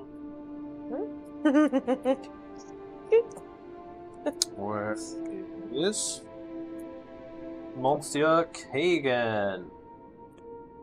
Ah, Keegan is a handsome man in his 30s with long black hair, kind of on the brown side. He's a human and answers the door. Yes, hello. Something I can help you with? Hello, Ahmet. Yeah, I was referred to you. You're a scrimshaw, right? Certainly, yeah, that's me. Perfect. So I have the skull of a knucklehead trout, and I'm gonna be real with you. I don't really have a lot of business doing this kind of stuff. I am trying to sell it. Ah, So I'm kind of interested in a few things. One, what's fair market price for these things? What kind of dictates that? And then two, if we have a good establishment, maybe. I mean, I don't know. Are you in the business of buying them? I could certainly take one off of your hands. I think.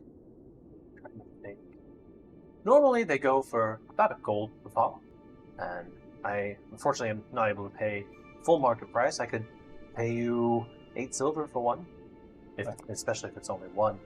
Yeah. I produce them. Does this seem fair enough? He kind of inspects it. All right, this is something that I can work with. Here, one moment. You kind of hear the rustling of some like drawers and the clanking of a couple of coins.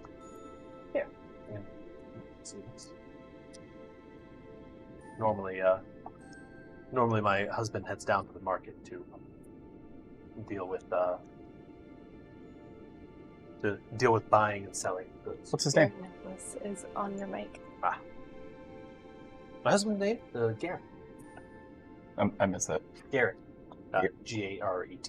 Okay. But he's currently off living his adventurous dreams. Some people came into town and decided they wanted to go on a trek up to Kelvin's Cairn. He's always been very passionate about mountain climbing. I've heard a lot about that. Is there multiple adventures that go up to the cairn? Not always. This group, there was some Goliath fellow who I think was looking for something in particular up there, needed a guide. And Garrett knows the mountain as well as anyone, nearly as well as the dwarves. Wonderful. Do you happen to know anything about Torg and his passing through? I buy items from Torg's caravan on occasion. They run a tight ship, so to speak, but they're shrewd business people. Fair enough. I mean, I don't mind selling a little bit below market price to you if I run into more knuckleheads. Is that something that you'd be interested in? If you run into more, yeah, I would absolutely buy some off it. Okay. And just so that it's not an overwhelming experience, if I came back with 5, would that be? Usually, I buy in groups of 10. Oh, perfect. All right. Thank you. Wait, before I go, do you happen to know of any forge nearby, or and I pull out this up. I bought this from the general store, and it's quite unscented. Do you know of anybody who might have herbs to scent this with, or? You may be able to talk the speaker out of some of his, but he's mostly the only person that buys the extra scented stuff. I'm getting the picture. I'm new to the area, so. Completely understandable. We've had a lot of new travelers recently. Yes, thank you. All right. Well, I bid you have a good day. Pleasure to meet you. All right. And close the door. The scrimshaw has been sold. Are you headed back to meet up with the group? No, I'm heading back to Luskan Arms. Luskan Arms, okay. And I take my wash. Okay. Head back to Luskan Arms for a bath. Mm-hmm. The water is warm comparatively. It's definitely above freezing. We need to talk. Okay? But I made a wizard who didn't have prestidigitation. Thank you. And you're going to make me take prestidigitation. You're not allowed. It's a banned spell. Just imagine a world without prestidigitation.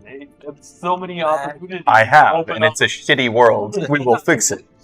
But you do. There is actively a fire under this large barrel. Okay. That it keeps the area and the air warm for Mhm. sure. The water itself takes a long time to heat up and doesn't ever get to that hot phase, Yeah. but it does get to a reasonable. I use a little bit of arcane learning and spend a little bit of magic energy making the fire do its job slightly better. Mhm. Certainly do And that. then I bathe quickly because it's still freaking cold. I guess water is really something that this area it's not in short supply of in any means. Yes, all of these lakes do feed into the ocean eventually, but they are all fresh water that are feeding into the ocean, which is nice. Mostly coming from the Ragged Glacier up here. So with a little bit of finagling, the water is all very, very nice. Okay. And for his first real bath in a very, very long time, Art gets to clean himself. Fantastic. Feeling cold, but rejuvenated. And his foray across the town done, he seeks to rejoin Latin and Neela. Sounds good. You guys all eventually meet back up at the Three Flags Sailing. Ma is there, and the what's the word? The patronage is a little bit more lively because it is the start of the day / midday currently. And Approaching, I hand you 4 silver. Sold the skull. So I was thinking maybe. You guys seem really deep in conversation. What have you been up to this whole time? Here you go. I sold the fish skull. And if we find more, Thank you. you're welcome. This Ma walks by. Is like, Yeah. "Are you sure, dearie?" She's come by probably about. You guys haven't been here for super long. You've probably been here for like 45 minutes or so because you took so long walking here. But Ma has tried to get you out of your furs probably 6 times, and she continually, every time she walks past the table, like, "Are you sure? You must be burning alive." I'm sure. Thank you. I suppose. Seeing the conversation, I go back to the wall and start taking up a few of the furs. Mm-hmm. Can I have one of your weakest ales, just something to color the water? Absolutely. Berries, if you got them. Yeah, she can supply a couple of berries. Are you looking for like berries in the ale? Yeah, Or- just like this. Yeah, she gets you kind of a more along the lines of like a hard cider than one of the noted good meads. I think like, you know those like little fancy like almost like shot glass sized drinks you can get at the bar where they like put like a cherry on top kind of thing, Mhm. but instead it's just like a keg of ale. It's just a single cherry on top. Skewered through by a large Much better toothpick. now. Wonderful taste. Fine. What is everyone's passive perception? Passive 13. perception. 13.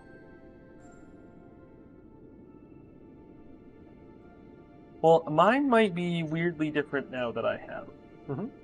other things. It's a features and traits. Handed it to me one day. I think that's a clue dice. No, And that's it's also weighted back because they took out so much of the dice here. my It's passive heavier on the bottom, so it comes up with points a lot. The other one's down here. is I've rolled 14. snake eyes like a lot. 14. Pretty good. Not bad. As you're walking up, Latin, you notice this.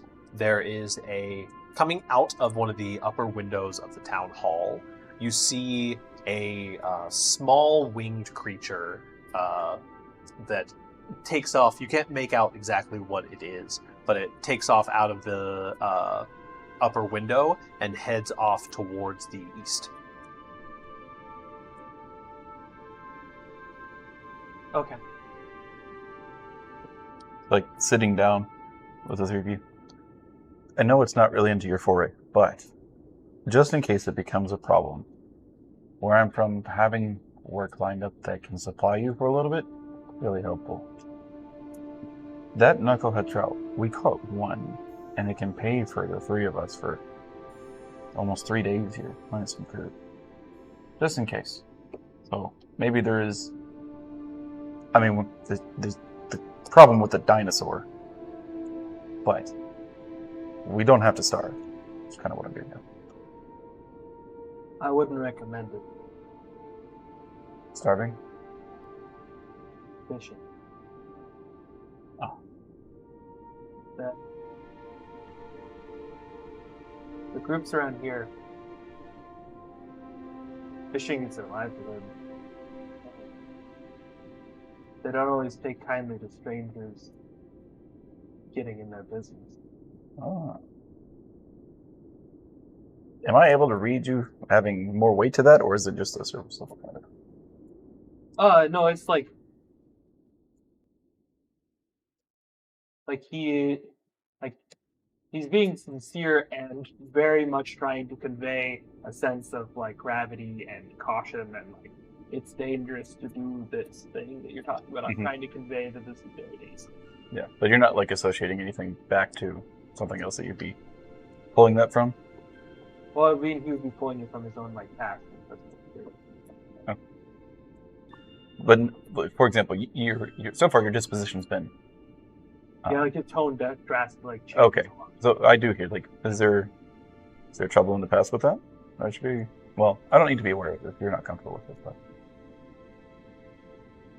The fishing groups are very dangerous. I'm kind of used to dealing with maritime dangers from my past. I've run into pirates a few times. This doesn't sound too dissimilar in some ways, actually, just on a more encapsulated scale. Man, drops the tone. Yeah. I mean, we seem to be embarking on a different line of work, but let's say that we have trouble doing that for whatever reason. A lot of people here seem to be dealing with some kind of impoverished nature. I don't plan to be one of them if I can avoid it. That said, I probably won't open up a line of fishing business. I'd probably go talk to Grenskin.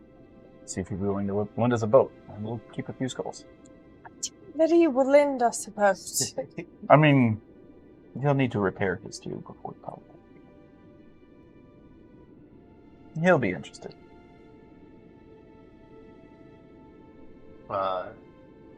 Presuming you guys are ordering food, Yep. taking some drinks, and Yeah, Already got pull my door down. yeah, it is knuckle sandwiches today on the menu, and Ma is more than happy to produce some for you guys, and they come out. You guys chat and eat over the next hour or so.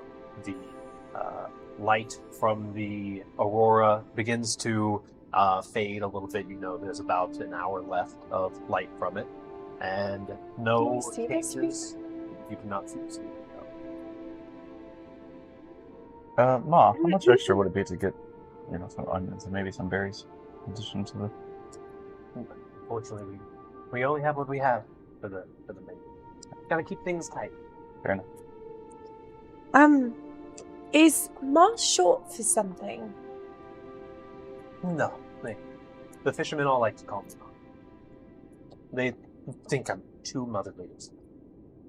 Oh, I've been there. Is there... If I wanted to have a meeting, with the speaker, do you might know where I could find him? Then. No, Speaker, I think he stays over at Luskan Arms.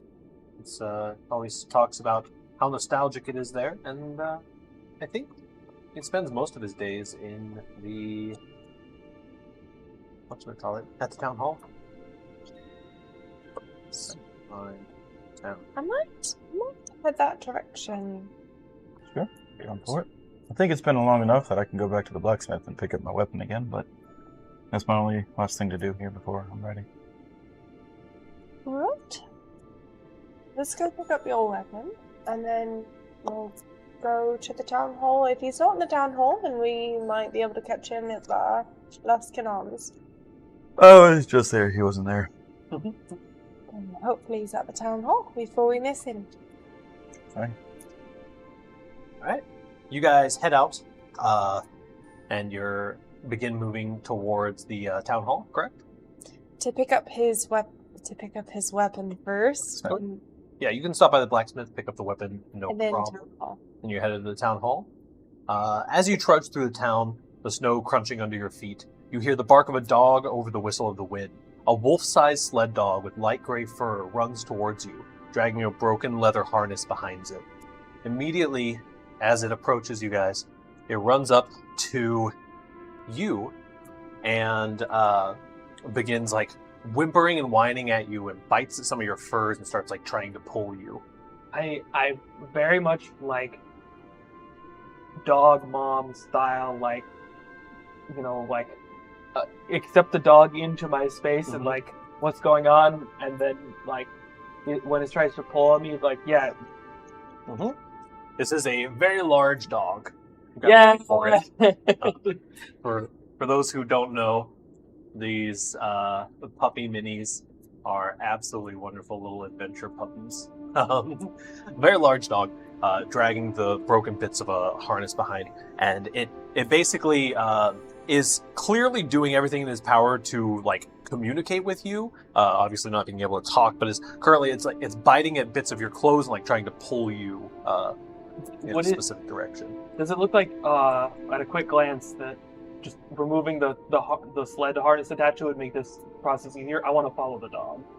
Or is it like I need this sled I'm intentionally pulling this sled, or is it like it doesn't have a sled attached to it. Oh, it has basically it's like it was part of an array of sled dogs, and its harness got cut or torn, and it escaped from the sled. Which I am currently inspecting. I'm give me investigation. Follow the dog. Like yes, take me to your leader. 10. It looks like it was bitten clean through. It looks like the dog bit itself off of the like thick leather straps. Okay. So yes, it starts pulling you as soon as it notices that you're like willing to come with it. It starts booking it towards the north end of town. You did the right job. Double check. Make sure that I. Okay, good. Yeah, I am trained in animal handling. Okay. You guys, following the dog, arrive at a modest house with a dwindling torch and a kennel off to the side. The dog begins scratching at the door and barking loudly. Rush to open the door. You recognize this as Keegan's house. You rush to the door, and before you can open it, the door swings open inside, and you see the handsome man in his 30s with his hair, black brown hair. Back. He's like, boy, what are you doing? And the dog rushes inside and kind of like jumps into Keegan's arms. Wait, this was Garrett's dog, wasn't it? This is one of Garrett's sled dogs. Where was he? He went. How far would he have gotten to? Oh, it's you. Please come in. We can talk. Boy, he's kind of like looking. He bit through the straps. Looking trying the to dog up and down. I have some cider boiling now. Please, boy. I think urgency might be the key here, actually. And he starts taking off the boy's harness. They were up at Kelvin's Cairn. It's nearly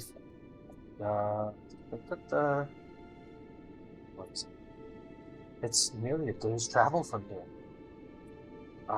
We've got time. My husband's was leading those adventurers. What on earth could have happened?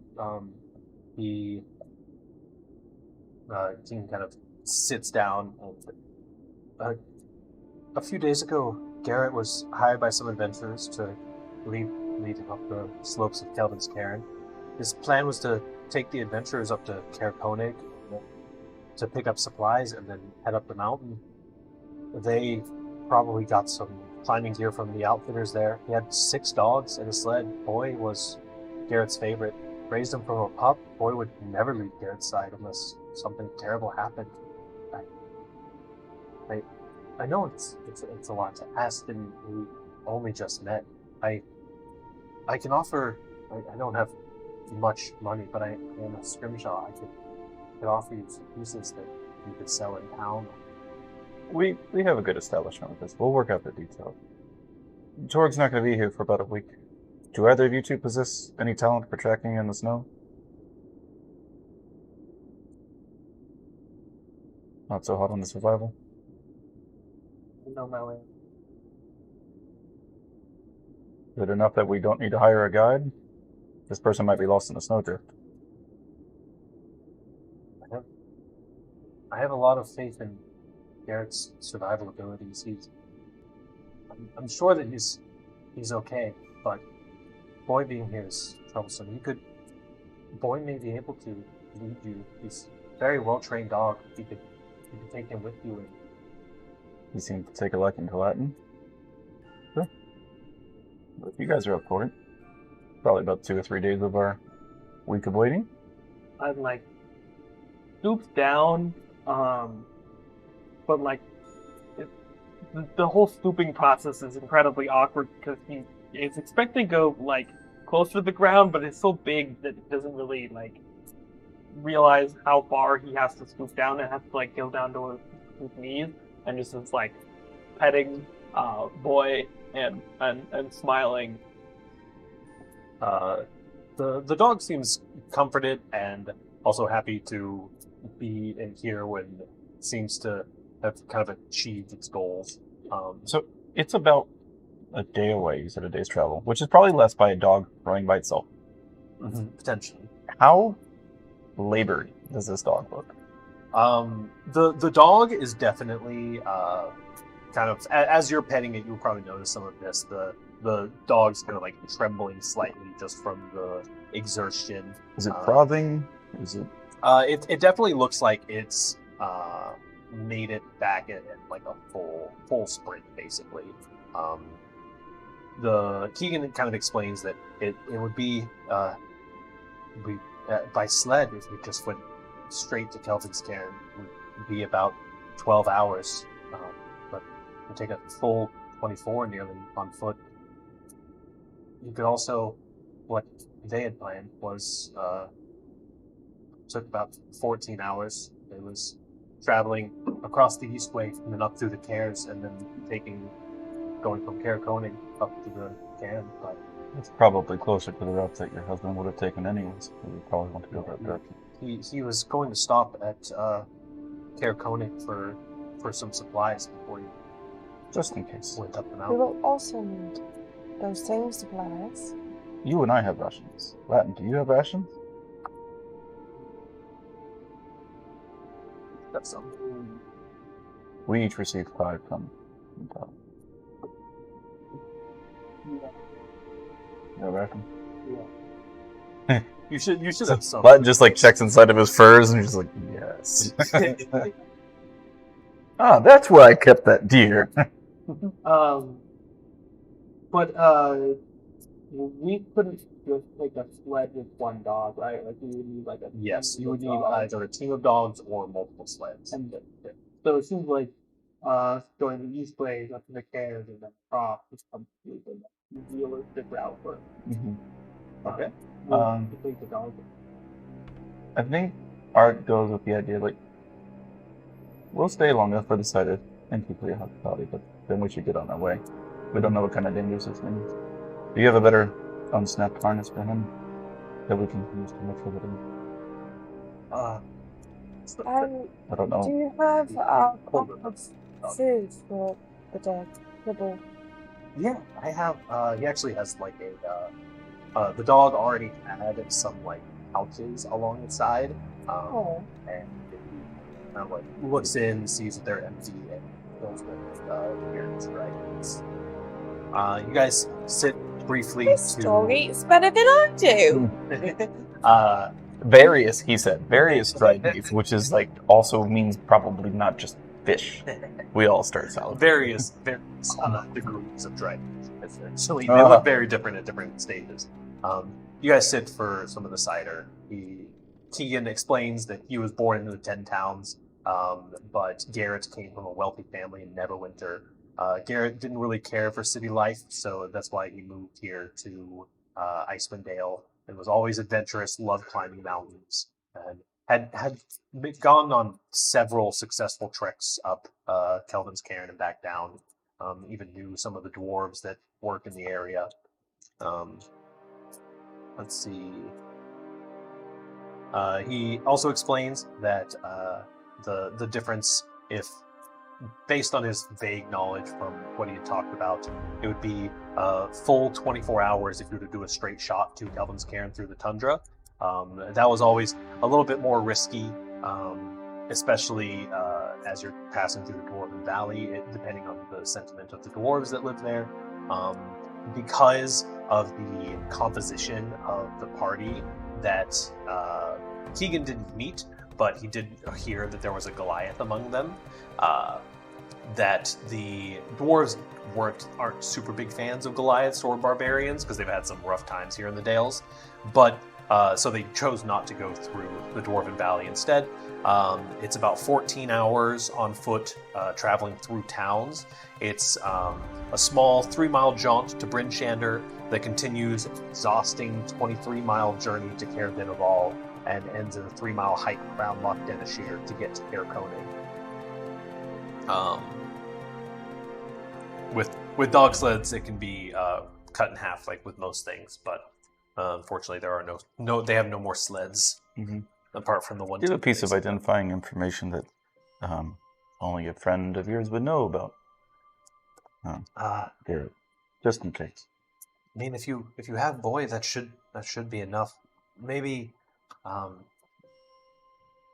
mention his.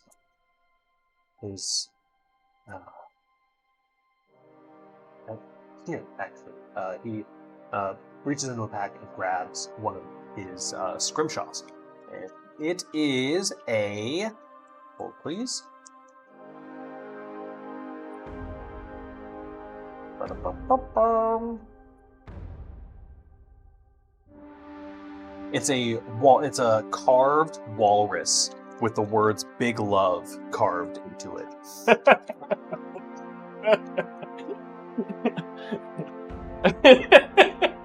he will certainly recognize my work. This is the souvenir shop.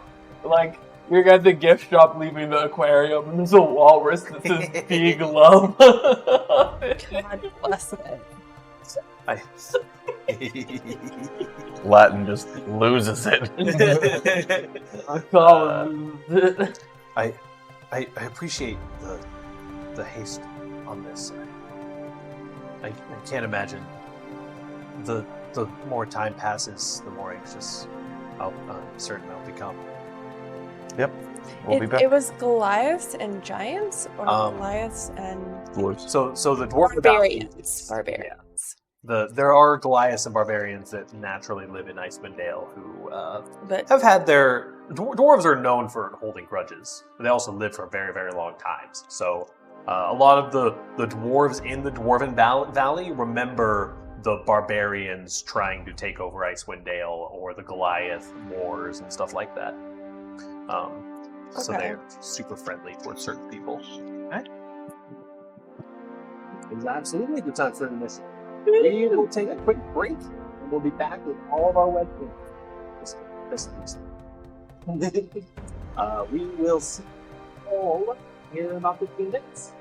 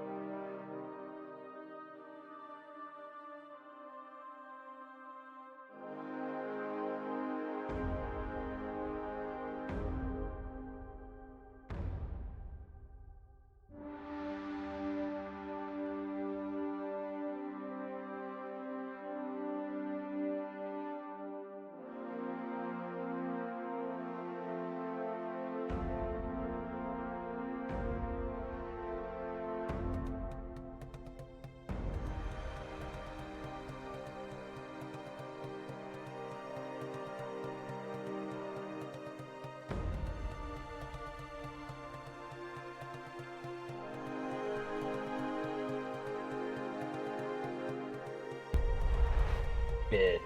Welcome back.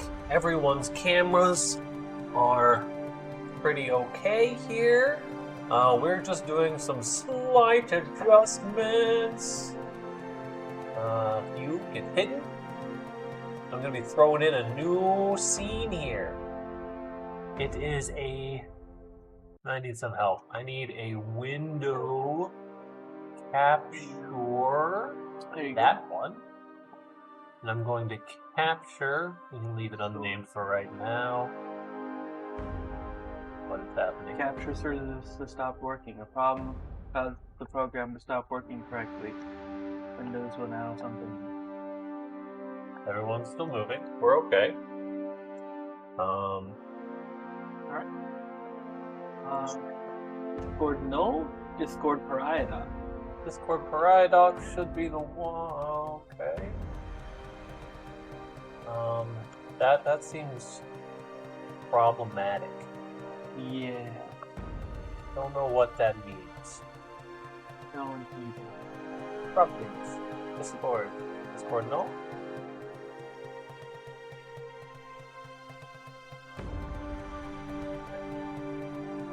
Uh-huh. Yeah. Yeah.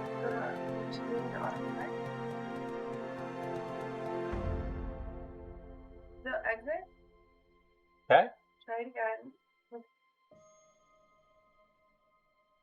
There's a remove button. Where's the... Two down. Delete. You hit. 3 up. Yep. Nope.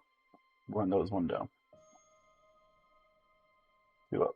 1 up. There you go. Move that. Add a new window capture.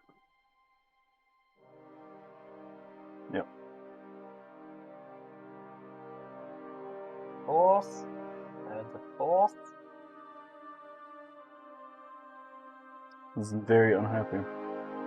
That is unfortunate. That'll be something that we can address.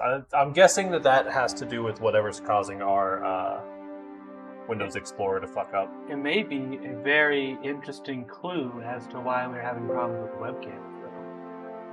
Potentially. It's more likely tied to the fact that our start menu doesn't work, and there's like some sort of file read errors that keep happening on the computer. But anyway, that is a-okay. We can survive without that for the time being. Worst case scenario, I will point my camera over there. I think our viewers can deal with a little theater of the mind. A little bit of theater of the And mind. everyone's had their theater of the mind experience before. It's And okay. it's not too hard for me to just do this. Look at that beautiful map. Map. It is beautiful. Okay, so Tibbers is doing her last of her setup stuff. I'm going to hop out of this Discord call just to make sure. Thank you all for bearing with us. So, you guys were getting ready to head out. You have kind of received this quest, this potentially camera urgent freeze? mission. Yeah, our Well- camera froze when you unplugged that camera. That doesn't make sense. Because I unplugged that camera from a different computer. True. I think something tells me that it has actually nothing to do with the computer and more to do with OBS. Oh.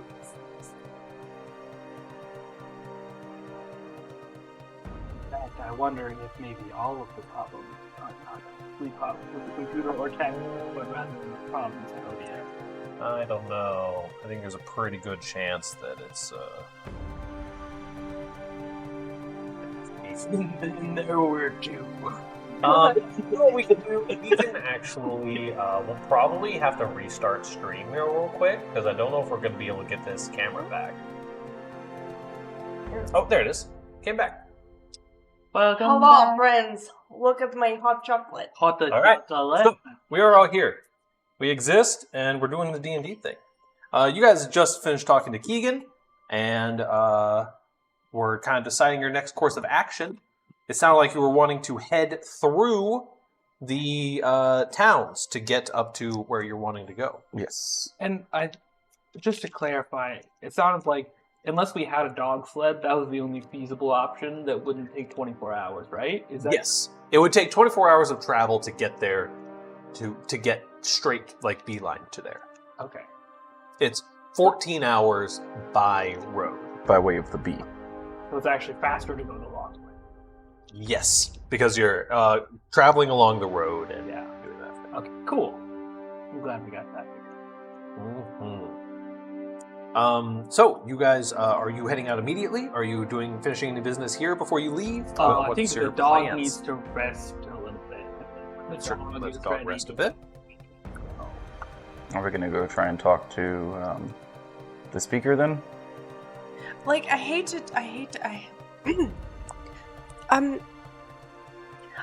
to be the bearer of immediate action, but the dog will be fine. I checked to see if the dog will be fine. Give me an animal handling check.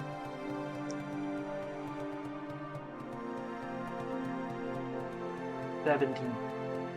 You think the dog could reasonably, especially since you're traveling along a road and you're not pulling anything along, the dog can travel with you guys fairly well. Agree. It's tired, but it is also potentially even more determined than you guys to get a move on.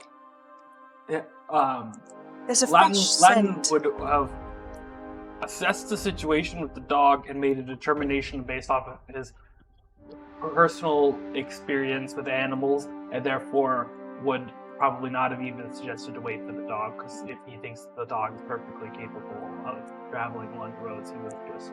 but yeah. I agree with you, Latin. The dog is completely capable. Colin, on the other hand, is like, dog need rest, dog need good, happy food. Sleep, dog, then we go. Yes. All right. So, as I previously mentioned, it's about a time to Bryn Shander. It's only about a 2-hour walk to Bryn Shander, but from Bryn Shander, it is quite the long journey northward. I believe it said it was about 12 hours traveling north from Bryn Shander to get to Caer Konig. Or Caer Dinaval, I actually. thought it was 14 hours in total to get to. It was 10. It's 10 and a half hours. Okay. Let's see. I'll look up the. Getting to Caer Konig is 14 and a half hours on foot. 3-mile jaunt to Bryn Shander, a 23-mile journey to Caer Dinaval, and then a 3-mile hike around Loch Dinishir. So, you guys could travel to Bryn Shander, rest for a night, and then do the 10-hour travel to Caer Dinaval, rest for another night, and then make your way the rest of the way to the mountain.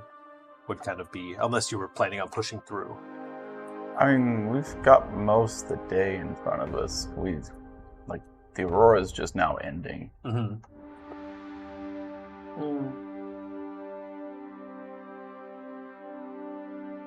Could we not? I would say, could we not just travel the 14 hours and then rest and then make a last jaunt up the mountain? But it's not 14 hours of leisure. It's 14 hours of trekking through the cold, harsh snow and winterland in the dark. It's not actually not super. It would definitely be a hard push through, but it would be doable if you guys wanted to just power through straight to Caer Konig, or if you wanted to power through straight to Caer Dinaval, that would cut 2 hours off of that, or it would cut 2.5 hours off of that travel time. And you guys could rest in Caer Dinaval and then do the last 2-hour journey and then cut up to... Yeah, why don't we do that? Yeah, I mean, as long as it's not something that's actually, life-threateningly dangerous. Mm-hmm. Yeah, I mean, existing outside of a town at all, even existing in a town, can be life-threatening. But certainly, you guys can pretty reasonably push through for this first... we'll say it's been about 4 hours of the day, and you guys are planning on you're about to embark on a 12-hour journey. that should be pretty reasonable. You'll be very late in the quote-unquote night by the time you get there, but it'll be a reasonable thing for y'all to do. We can take this as fast or slow as you guys want, really. Traveling along the roads, not a lot tends to happen. The roads are much safer than traveling straight through the tundra. The roads are all fairly well kept. You'll be passing through Bryn Shander briefly, but judging by if you guys are wanting to just make as good a time as possible, you'll probably just be very briefly passing in through Bryn Shander and then up through the North Gate. Yeah, that's what it seemed like.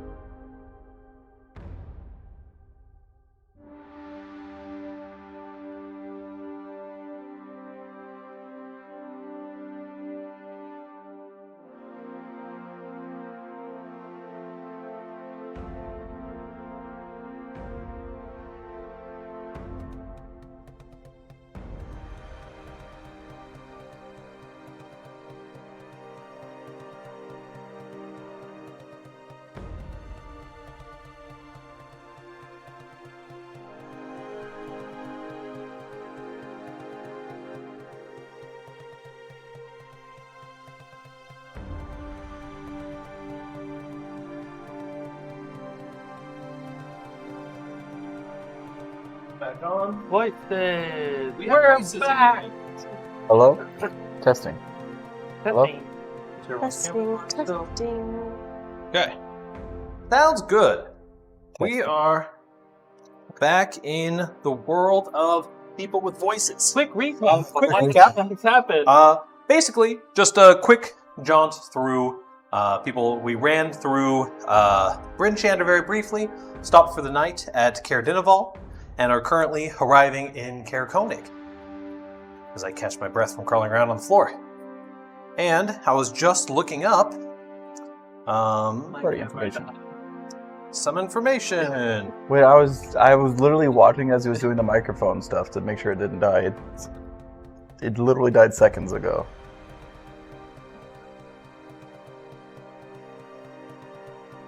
Please reactivate. Reactivate. There you go. Cool. So you guys can stop briefly at there's a shop known as Frozen Far Expeditions in Caer Koenig that Keegan would have told you guys about, and it's owned by Atenna Swift. Taylor Swift? Atennis Swift. Yeah. And it is a place where you can buy climbing gear and such other things. I think we've been through this before. Do you two have climbing gear? I don't remember going over that before.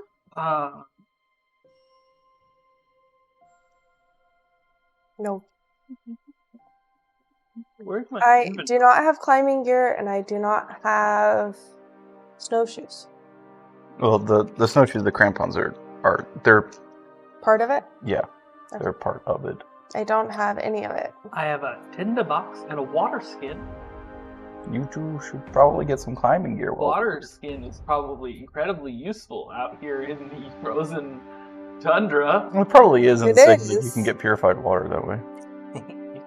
And water skin. Frozen. Well, so the water skins are like held by blubber, right? They're kept warm by your body heat.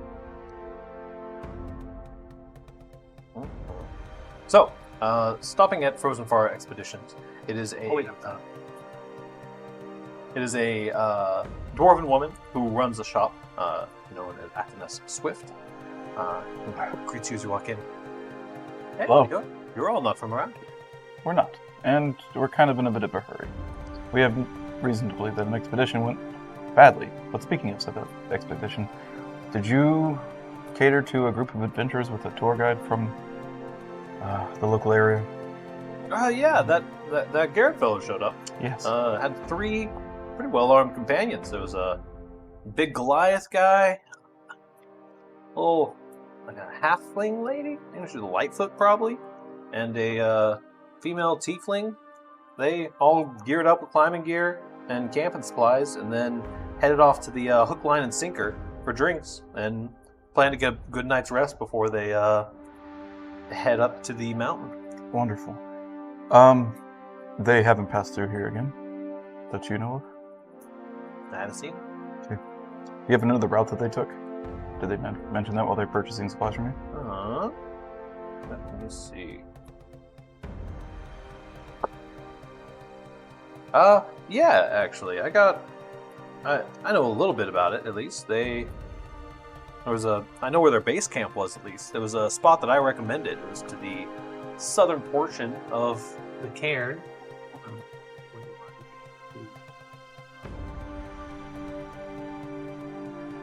What number are you looking for? Mountain?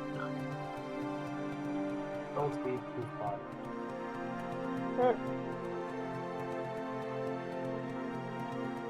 This, I don't know what that is. This is Kelvin's cairn.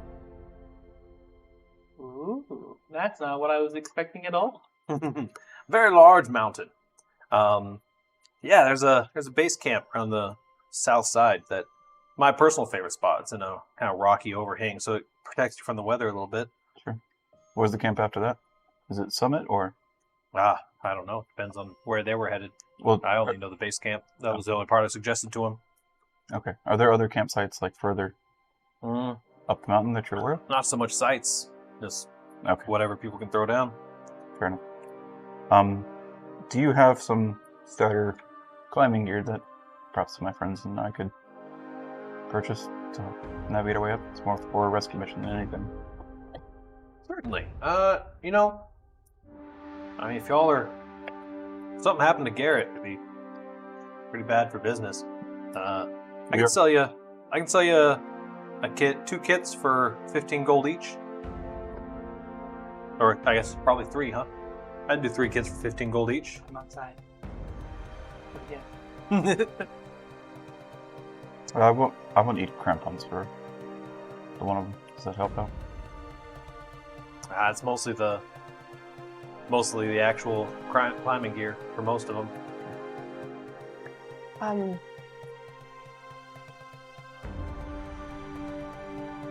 I don't. Hey, do you want a climbing kit? I peek my head out. Hold on. Yeah. Can I get 15? It's over 16 gold. It's only 15. Gold. Take it. And I purchased 2 climbers kits. We can navigate with 2. We will need to get you some funds though. I don't. That much money. Can I buy some necessary parts? How much gold do you have?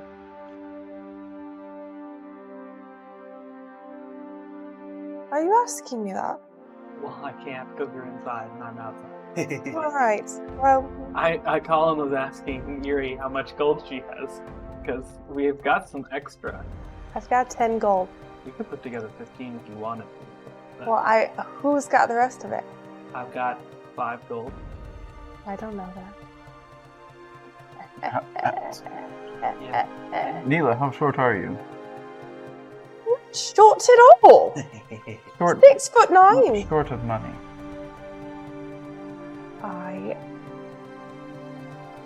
I just. There was a tell me what reason the why we most should have taken the expensive- money for the job that we partly completed. I didn't. I do not take rewards for stuff I have not completed. Think of it as material goods for things that you need to establish to complete your job. Needs it. Actually deserves it. Works his little heart out. You need it right now. Well, I just need to know what the most necessary piece of climbing gear is, You need. so I can go feetless. I've got claws on my feet. I don't need I mean, the climber kit's got titans, boot tips, special gloves, a harness, and rope. All of it's the rope it's all pretty important. How much do you need? How about everything except for the clampons? It doesn't actually save you most. 14.9987 gold. Doesn't save you too much, unfortunately. Neither. We are going to be adventuring for quite some time. Let us help out. Pay us back when you get paid. If y'all are in for some tough times, you can always return something when you bring something back. I can buy it off you again used if you're only renting. So We to speak. purchased 2 kits. Can we rent the 3rd one? Sure. Yeah, y'all can rent the 3rd one. Be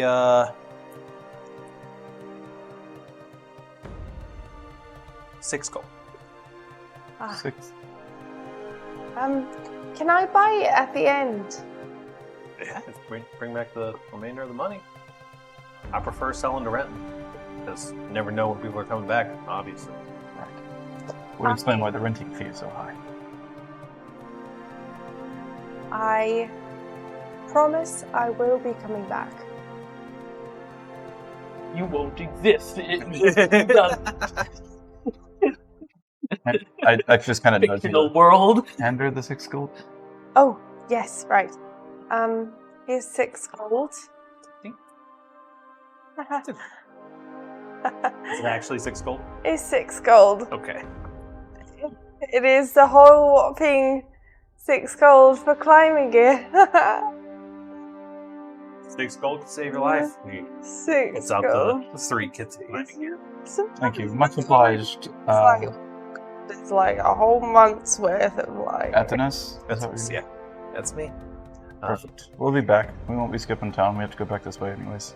All right. I think you can skip in the snow. I touch her on her arm. I hate to be hasty, but we are trying to make sure that he's okay. So there Best will of be- luck to The you. most expensive thing. Clank, clank on my armor. I grab the kits in my arms and I start dragging her out, and briefly hand the bundle over to Latin on the way out. So, you guys start heading towards Kelvin's Care. She kind of gives you a rough estimate of where the base camp would be. You guys should be able to. I thank her again for the information on the way out.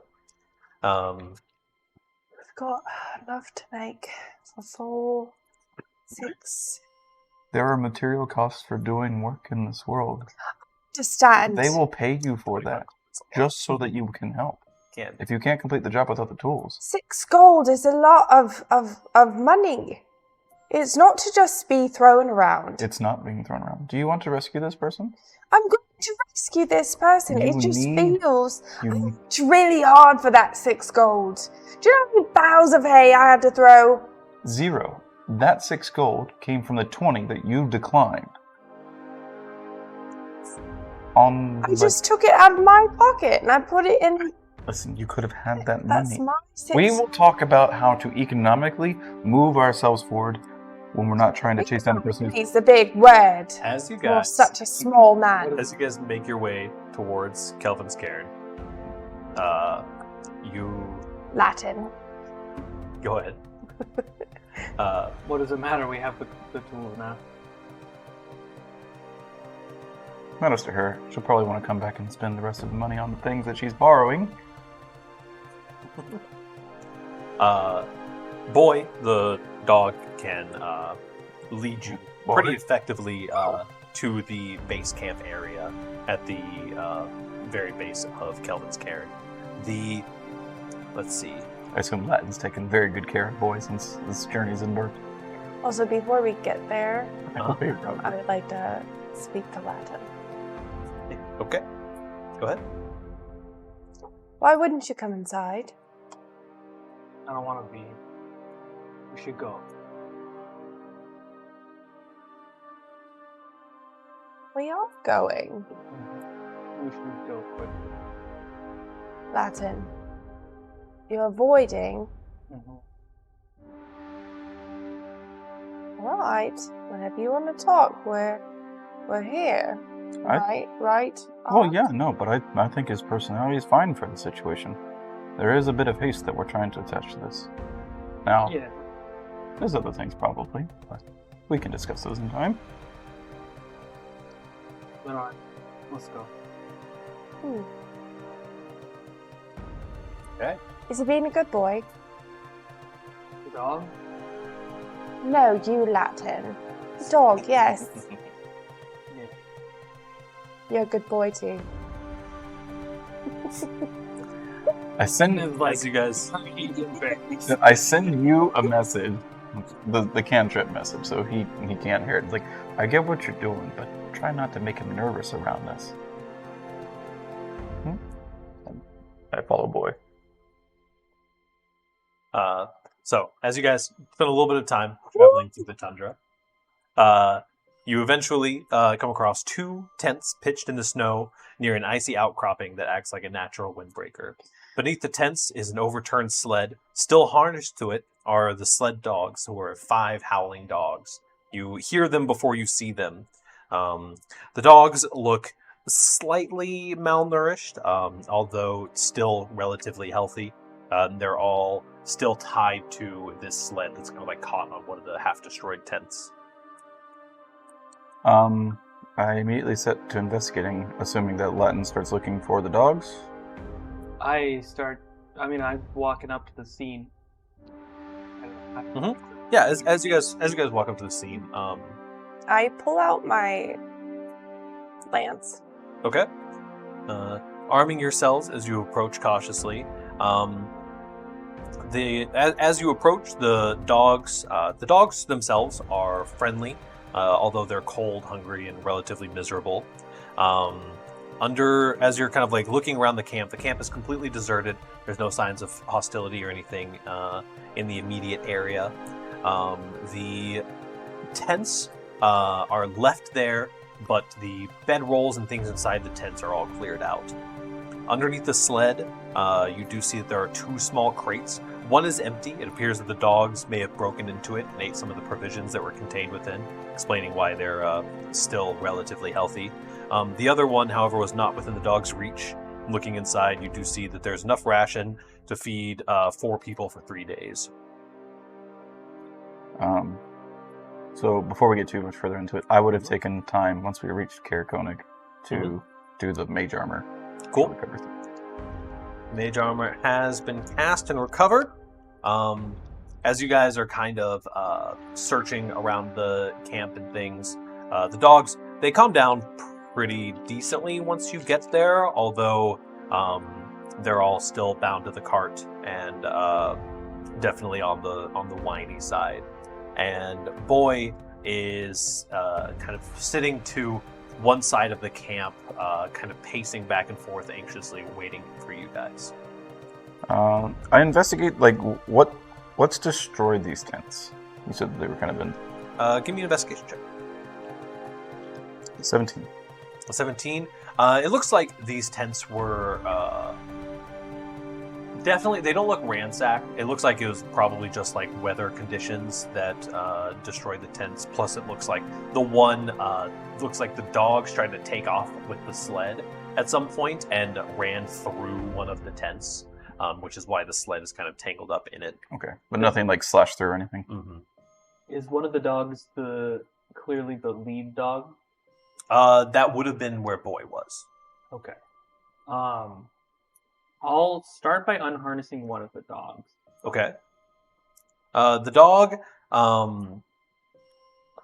stays put relatively well. These dogs aren't nearly as well trained as Boy. It kind of starts like sniffing around looking for food and stuff. After like you release it, they're pretty antsy in their containment.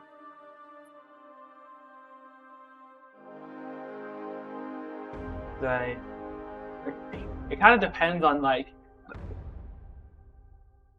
how crude this situation my movie watching and media consumption goes. Because like I can imagine one scenario where like I free all the dogs from the harnesses and they just like scatter to the winds and then you never to be seen again. And another scenario where you unharness them all and they follow Boy's lead, and Boy like leads them around and they stick with him.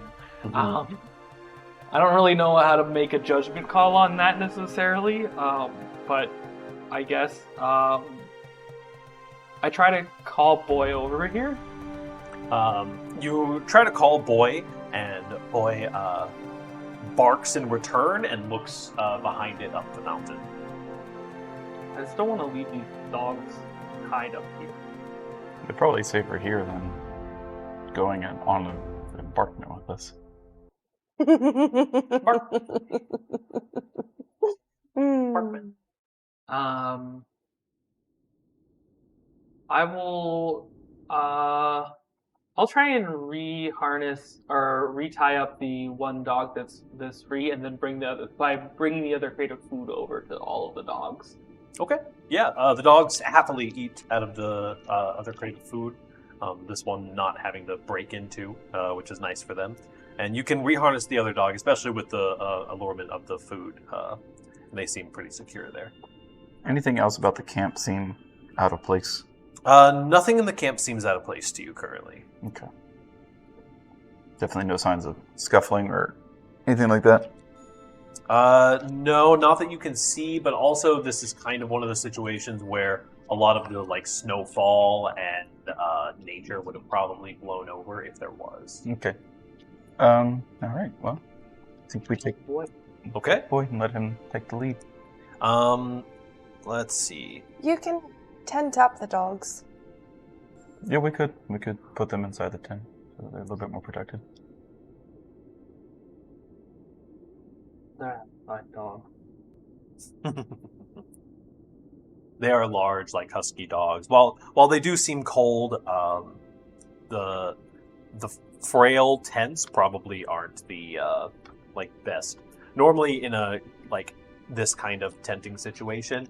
The tent is only there as a windbreaker, really. People will be wearing like furs and large bedrolls. We can leave a flap open. Couldn't reach it with where the sled is. And they're eating. They'll be fine. We'll be back in a few hours. All right.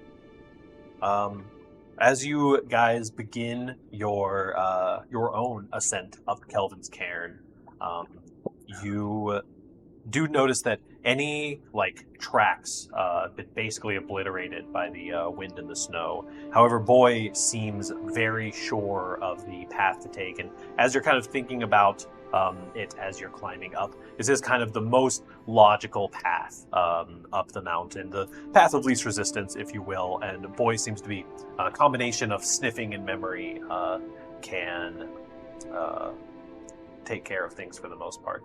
Go ahead and give me your minis. Just a little marching order here in the middle here. What was the one that was right there? Is that not the one? It is or isn't? Have it? It's a temporary mini. So is mine. Oh, really? Temporary. You have minis on the way. Anyway, Eventually. as you guys climb up, let's see here. Where do you want to be? As far up as possible. Next to the Doge. Next to the Doge. So, you guys begin your ascent. The howling wind, blowing snow, and slippery ice make the climb treacherous. Eventually, after a decent amount of climbing, ahead you see 4 mountain goats perched on a large rock formation around which you must navigate. Anybody know what that means? Just wildlife? Good. Do people ride goats? I could see a halfling or something like that riding Anything's one. possible. These are pretty large. So you said there's a rock face that we have to navigate around? Is that what? Basically, there is. You guys are on a relatively small pathway that is the current pathway that you're on, quote unquote pathway. But in the center of the pathway is this rock that has the 4 mountain goats on it. Okay, so to get along the path, we have to figure out how do we get past these 4 goats? The 4 goats of destiny. I'm just I'm not from around here, but is that abnormal? Are they all just kind of not caring about us, or they're all just staring at us? Currently, you guys are probably about 30 feet out. They haven't reacted to you yet. No. Or they're just goats. I'll walk closer towards the goats, getting relatively close to them. And then I'll just shout and wave my axe, and which shouting comes out as more like a snarl that Latin's not. As you approach, and the closer you get, the couple of the goats notice, and they just start bleating at you loud. And go ahead and make an intimidation check. Intimidation. Goats, dude. Completed that. And you can use your strength for it. Oh, nice. Because you're trying to look big and intimidating. These goats are pretty huge. I think they're mechanically large creatures. Oh, Jesus. Those were big goats. I got a 13. A 13 for your intimidation check. The goats who were bleating loudly at you, they kind of quiet down a little bit. They don't move or seem to take any action, but they recoil slightly and kind of lay back down on the rock that they're on. Okay, I get to within reaching distance of the goats. Okay. I'm approaching cautiously along with Okay. them. And I will be approaching with you. Are you coming up with them? If I were to I'm not saying. I'm gonna probably be like 5 feet back. keep going, would I have to like push through the ghosts, or could I like walk You around? can walk around them. Yes. Then I will attempt to start walking around them. Okay. And you walk around. These back 2 goats who are a little bit less affected by your intimidation start yelling at you as you walk around. Just the kind of you over the howling, constant howling of the wind. You kind of hear the echo back of just the like. Wah, wah. They don't take any hostile action. They're just loud and annoyed that you're there. Cool. I am also loud and annoyed that they are there. And you can walk past them without any hostilities. Okay. We continue. They're just So goats. to walk by them and Uh-huh. give them the shoot. Man. Man. Man. Somebody mentioned Taylor Swift earlier. I just The goats were summoned. I just feel like Art. Yeah. So, I think the goats may be a problem. why? They're very loud. And I've heard of a yeti. a yeti? Have you ever heard of a yeti? No, what's a yeti? Don't want to know.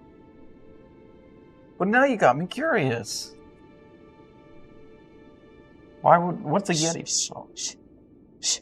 I start messaging you. What's a yeti, first of all? Also, you have to ask for consent. I did not say. Spell doesn't need consent, actually. What's a yeti, first of all? You just do that deliberately to people. No, this is the first time I've used it. I'm being silent. It's the second time you've used it on me. It's just talking, my dude. My dude, my guy, my brother. Who are you? What's a yeti? I yelled in message form. Let's ask him later. He's a yeti. I'm not afraid of art. Or No. Latin. No. I'm not afraid of art. I'm just not afraid of art. How dare you? Like a creature that lives in the snow. It's as white as snow, it blends in with snow. And, yeah. I will look for something that looks like snow and assume to be afraid of it. Agreed. Thanks for the wonderful definition. I can give you a drawing of Yeti in Snowstorm if you want. I'm not sure what it is. I've just heard stories. What about it? Where have you heard stories? Why would I suddenly now be afraid of a yeti? So What do the goats do? the goats may be their prey, and they may hear the goats, want to like alerting the yeti creatures. The yetis would be hunting the goats. Yes. And anything else that eats goats would be hunting the goats. Yes. Okay. Like us. Or Yeah. you're screaming. Or bears. It's fine. Or Like, people- bears. It's fine. Anyways, I stop using message and I start talking normally again. You had me frightened for what apparently amounts to not much reason. There may be things out here that eat goats. Let's explain a yeti.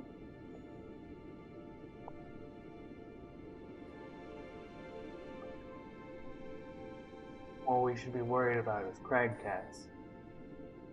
Okay. What are crag cats? Big cats. And death. Probably for us. Are they hostile? Or would they see us and move on?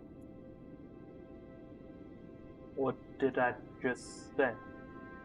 I mean, if you walk into a crag cat's den, maybe they're hostile. But if, like, we saw one out here, would it be, hey, I'm gonna go kill some people because I want to kill people? It's usually not a... people. Oh no, usually I don't want to be people. Most things out here in the tundra are dangerous. What about those goats? Probably kill a man. They didn't attack us on sight. That's kind of what I'm getting at. So, will yetis attack us on sight? think we should keep going. You people are very informative. Okay, let's keep going. Hundreds of feet up the mountain, you come to a glistening white expanse of packed snow. As you get about halfway across it, you hear a loud crack from up higher in the mountain, following by a rumbling noise as the ground starts to shake. It's an avalanche. Roll for initiative. An avalanche! Avalanche. 19. I don't need to roll for initiative, I did anyway. The avalanche goes first. Surprise round. Get to my back book here. We had a 19 for art.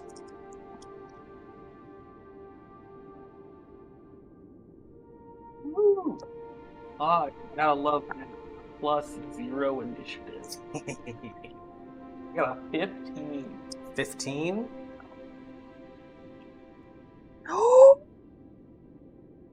20. Natural 20? Natural 20. What's your modifier? 0. 0? That High puts you at a five. 25. More importantly, this is a new dice. Nice. Okay.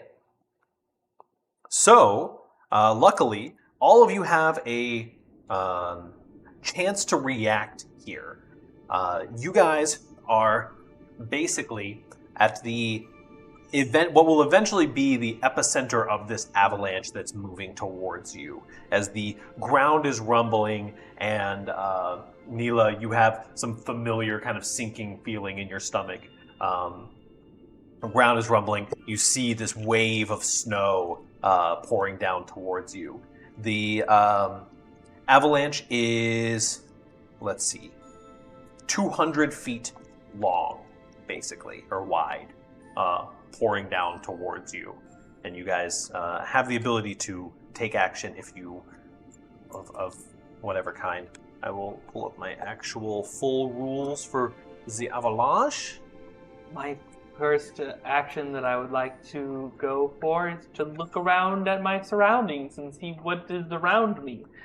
You are currently in a large area of packed snow. It is basically just like a field that you're in currently. You also don't tend to want to take cover unless you absolutely have to. What is there like a Avalanche. There it is. 100 feet to my left? Is there or right? Is there like an area that we could get to? Like if we outran the width of the avalanche, is there Yes. like a cliff wall there or like a there is something you would either be able to be behind a like actual large cliff wall area, or you would just be able to get out around the avalanche if you could outrun it. Okay.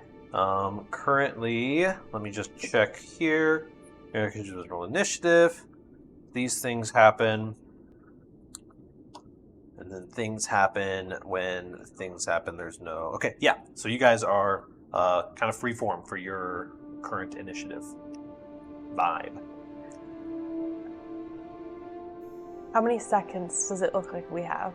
The avalanche is currently 500 feet above you. And...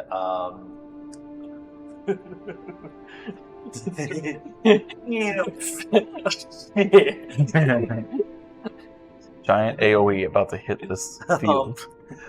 From your previous experience, you know that these things move very, very fast. 500 feet will be not a lot of time. Is that one round? Yeah. Or is that 2 rounds? It'll most likely be at you within the round. Time to go. Do we have enough time? So I'm like, sprint for cover, and then if you have a cloak or blanket, make sure to throw it over yourself. We don't really have time to communicate that. I'm running. I'm screaming. Scream as you run for sure. So first up in the initiative order is Neela. What do you do? So would it be an action to whip out my bedroll? I'd say it'd be, you can get your bedroll out as a free action, and if you're wanting to like huddle down underneath it, you can do an action for that. I like to sprint and then tell them like I'm sprinting as far out of the avalanche that I can, and I will be underneath this bedroll. And I like whip it out, and I so like as of course all of the stuff that we're doing is at the same time, but like showing them like what I'm doing to protect myself. Okay. Art. And I say, not again! So you are running 30 feet out. 30.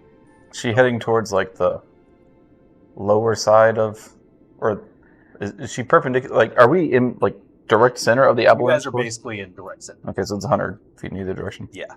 All right. I use Blade Song, Okay. Also, I call boy to me. increasing my move Noted. speed by 10. Okay. I now have 45 move speed. I run and dash out to the edge past the avalanche. I'm at 90 feet out of the 100. You're at 90 feet. Put you here. Just know that you are 90 feet out of the epicenter point. Which will work. Do I know that boy has...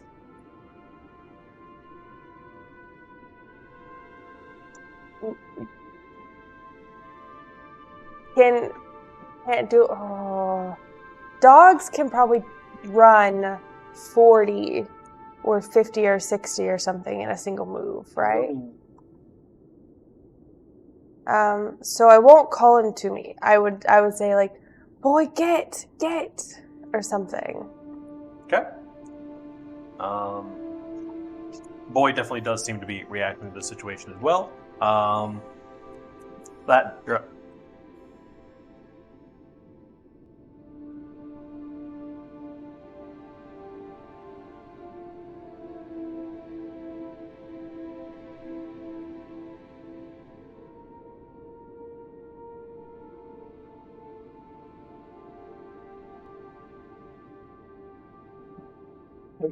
That like stupid part of my like stupid barbarian player brain that makes me want to just like, you know, run straight into the center of the avalanche. Jeez. But that's not how actual things work. Let's see.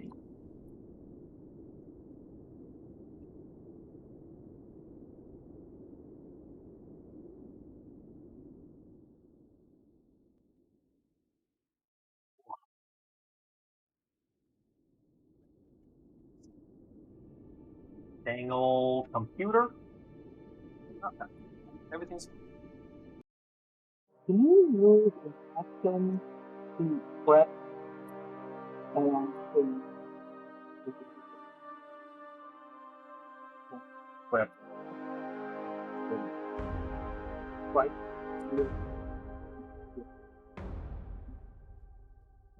Very technical. If it was the only thing you were doing with that prep action, like if you were like, I'm going to like, you're trying to prep an action, basically, you would use your whole action to initiate to do that. Yeah, that's correct. Yeah, you can do that. Though.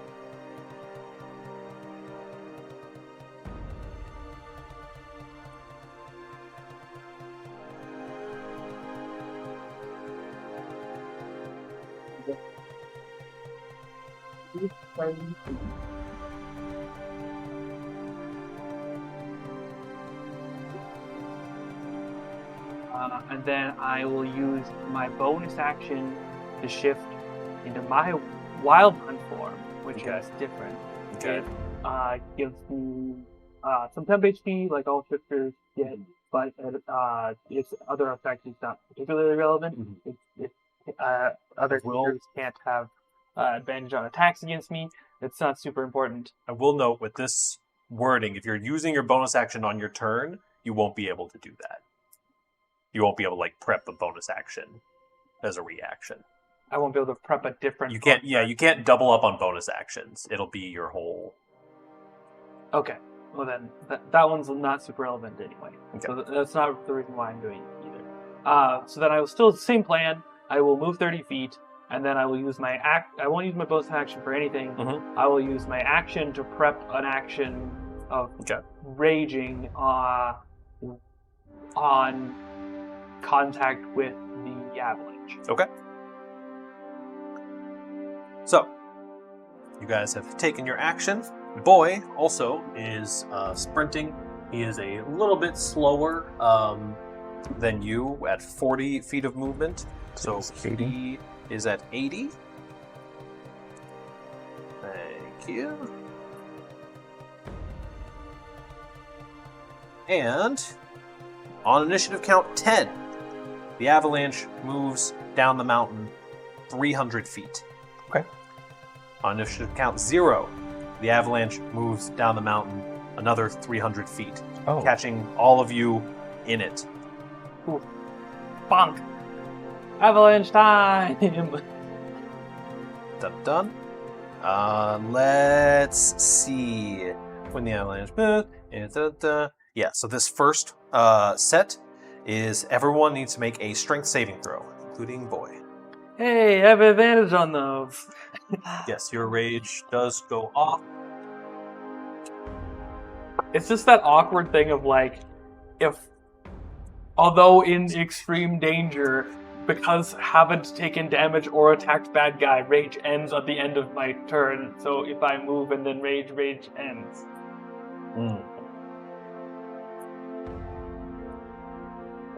Prep back. Prep action or just punch the ground, whatever works. I assume bag of rats stuff isn't. Saving throws. 9. 7. 9, 7, A lot. and for you, sir, Trying to get to my saving throw. Strength saving throw. 23. 23. Okay. You two fall prone and take 3 damage. Bludgeoning damage as the avalanche is knocking you around and Oh, so we've taken a long rest in Yes. Okay. you've had multiple long rests. Okay. You take half of 3, which goes down to 1, and then Half of you that. also half it because you're raging and resist bludgeoning damage, right? Yeah. There's still one? I think, isn't 1 the minimum when you're Nope. having damage? 0. It goes down to 0. Mhm. So you are fine, and you're actually not prone as well. Let's see. The snowman. He is the Yeti. Okay.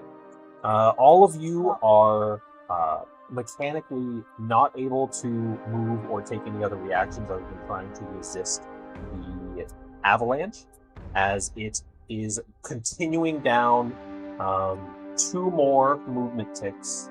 The next initiative counts. And all of you are being brought with it and buffeted along. I need 2 more strength saves from all of you. Okay. Success and a fail.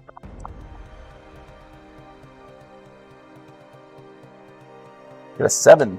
7 for the first one. 12.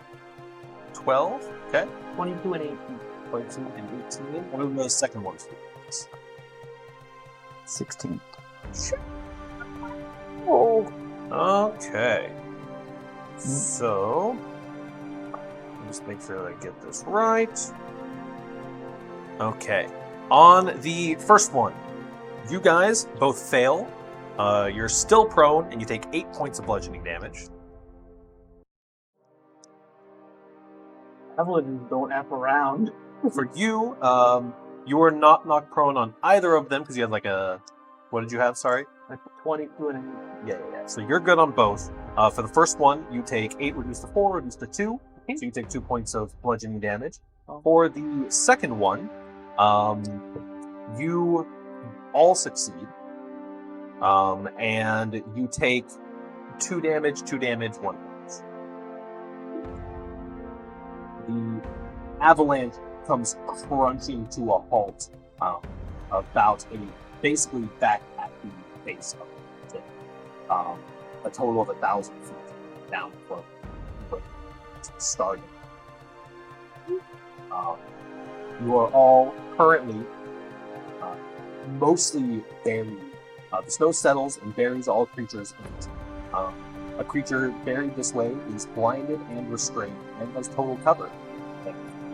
Hold on, Archer fires all- from the hunt. all of you are currently buried in this. You can attempt to dig yourselves free with an action, and you have, let's see. Basically, the way that this works is you have 3 attempts to use your action. If you have another way that you're trying to do a spell or something in the situation, you can, with the caveat that you are restricted blinded. But you have 3 shots to make an athletics check to dig yourself out.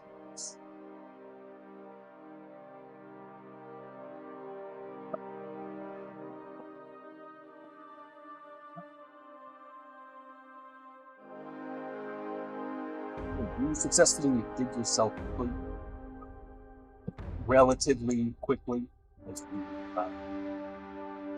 had some slight help from your poison, but the bedroll got knocked mostly away. Held onto it, and kind of used the leverage of the bed. Like that.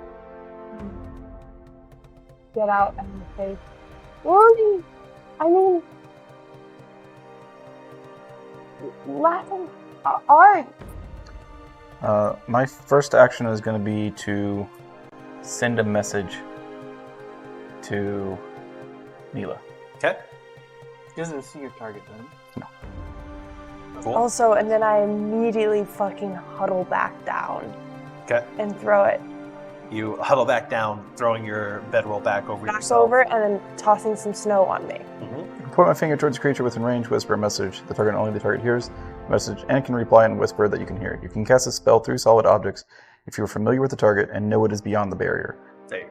Magical silence, a foot of stone, an inch of common metal, thin sheet of lead, or 3 feet of wood blocks a spell. Doesn't have to follow a straight line and can travel freely around through corners and openings. Cool. What is your message? I send it.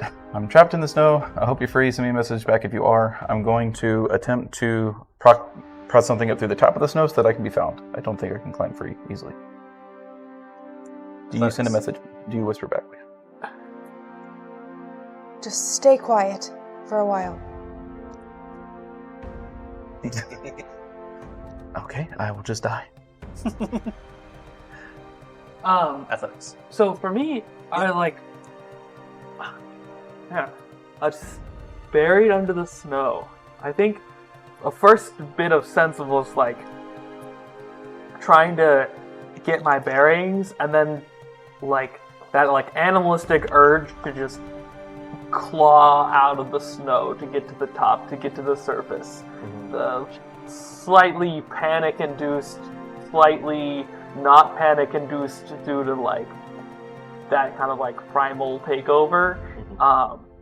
Also slightly reminiscent, but not enough to be fully in panic mode. Mm-hmm. I'm gonna try and climb up out of the snow with my athletics. Okay. And this is because I probably won't be taking any more damage, my last turn of rage before the rage falls off. So that would be a 17. 17 is a success. You manage to claw your way up out of the snow. Looking around you, you kind of get the gist that you've lost a lot of progress on your climb. You see, Yeah. I mean, obviously, you see the hunched inside a like having her with her bag over her, kind of like in a ghillie suit style. I lift it up and Kind of look around above the snow to get a sense of what the situation is. The snow seems to have settled. There's kind of like a faint, reminiscent of like the creaking of a boat in the water, of like the snow all kind of like settling down on itself as it kind of like rubs against each other. But you don't see anything in the immediate vicinity. Everything's pretty clear as far as you can see. You don't see Boy and you don't see Art, but you do see her giving you that signal.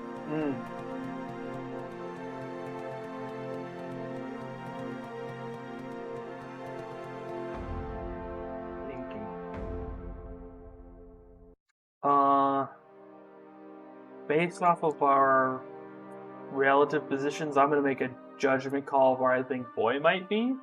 Okay.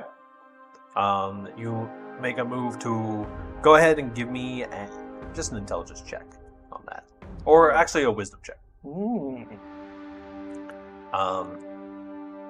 A 9, I think. Actually, yeah, 70 saving. So yeah, 9. Okay. A 9. You make your way in a direction, and you were probably about 50 feet off. You see at the start of the next round, Boy manages to jerk themselves up out of the snow. Seems a little bit injured, has a little bit of a limp, but also is whipping its head around, and once it sees you, starts moving quickly towards you. It is the second round. Are you attempting to... Yes. I actually have a question. So, Absorb Elements' line has changed. Could I have used reaction to cast Absorb Elements on one of the rounds of damage? Unfortunately, no. It's just bludgeoning damage. It's not like actual cold damage. You can... So you can use it to trigger against an incoming damage type. You have resistance to the triggering damage type until the start of your next turn. So I think I can specify bludgeoning. Let us see. It may have to be elemental. I can't remember. In the Unearthed Arcana, it was elemental, which is why I didn't say anything. I was looking it up, and I think they rewrote it so you can use it for that.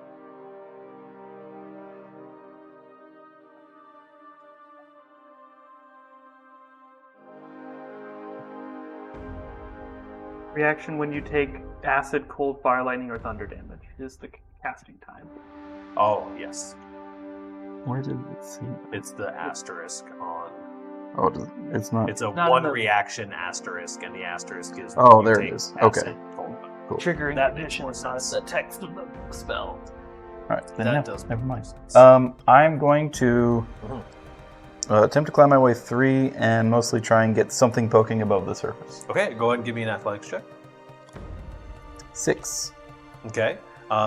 You make a little bit of progress. You guys can make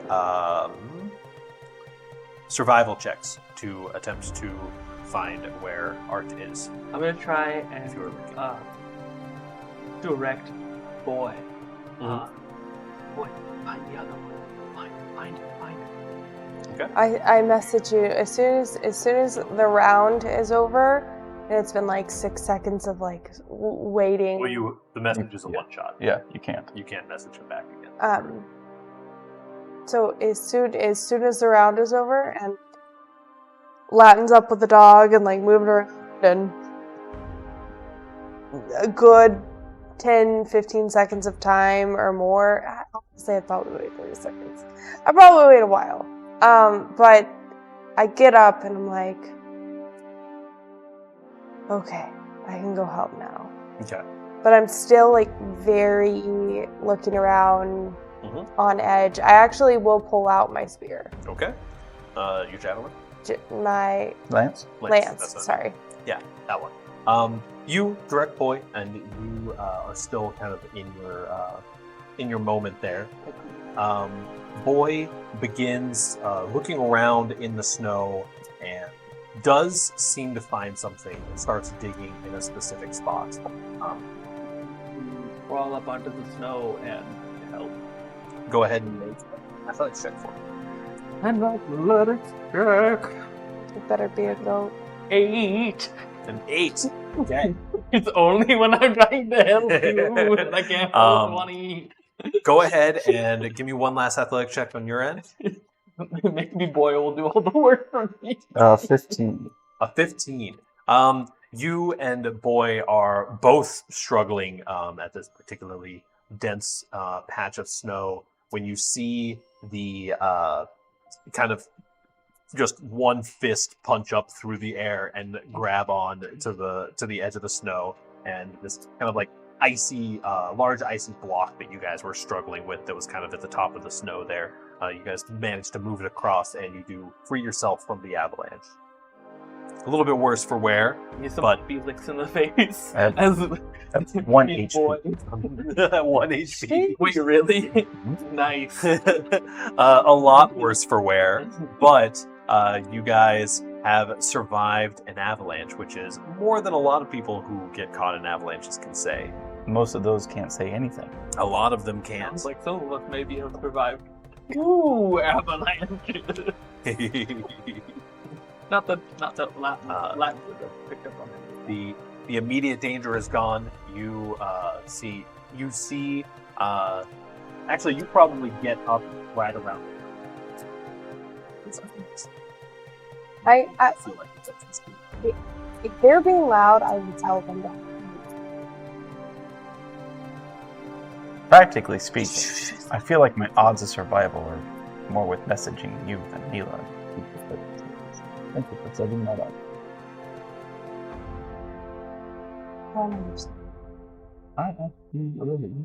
You've had a few moments.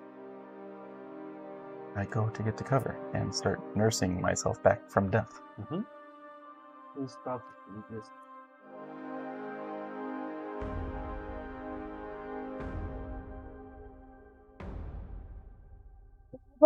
It's not the thing that you should be worried about kills you. It's the thing that comes with you. He says to the other players,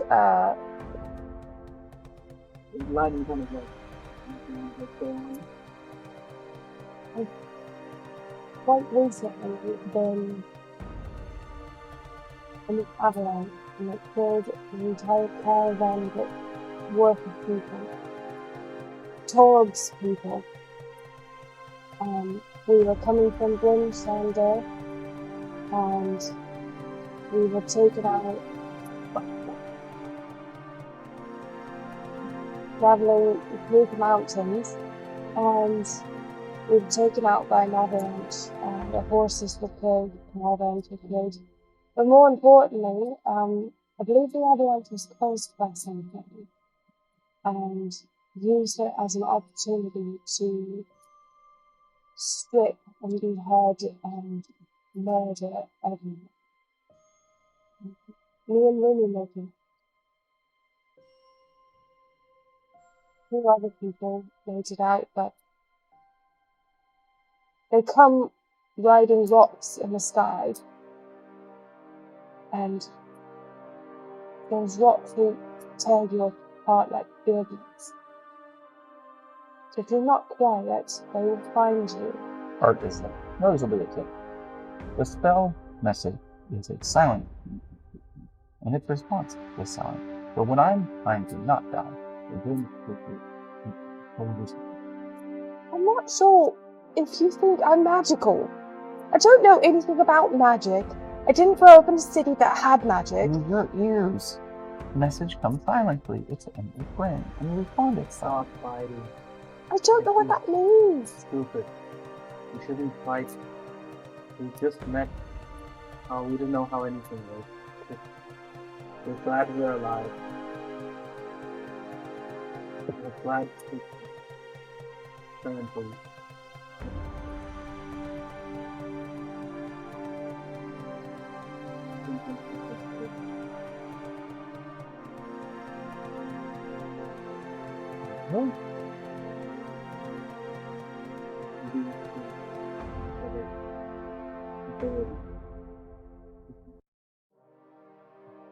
That's not what you mean. I do. Just like you are a novice in martial arts. That's it. This beginning to You guys can fairly easily find a small outcropping to rest, recuperate with your wounds, so to speak. Nope, not that kind of person. If you guys are needing to take a short rest or anything like that, you can attempt to do so. Attempt to use both of my hit dice. I guess I need it first. A little bit. It really wasn't that big of a deal. Didn't I heal 12 of my missing 13 HP. Nice. If you would like to roll any hit dice or anything, your short rest goes off without a hitch. What if my hit dice a D12? Just double my hit dice. Well above. You can share some excess with me if you would like. So I roll a D10 Yes. plus 3. Wait, hold on. You have two. Crap. Doesn't medicine have a use here? With, Well,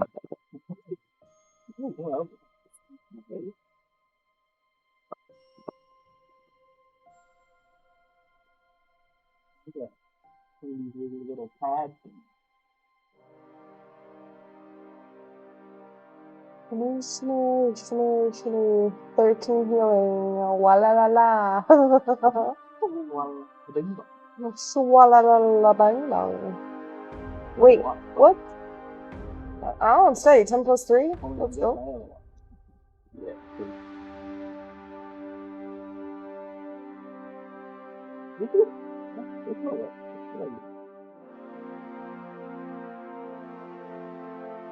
Ah, these guys are beautiful. So, yeah, you guys can make it through your short rest just fine. Are you planning on pushing back up the mountain? Yeah, I guess. Taking a little bit more care to travel along times that leave us access to shelter should another storm come down, maybe? Fair. Maybe not in the middle of the field, instead closer to the right side of the... you know? I don't know if that's a thing. So, you guys make your way back up, slightly retracing the steps. Dog is definitely a little bit more. It's a dog. Still, it is still the path of least resistance, although you all through your path slightly caution snow. Eventually, you reach a steep, snow-covered incline, dotted with jagged rocks. Lying face down in the snow, barely conscious, is a human bloodstained form. Dog sprints closer.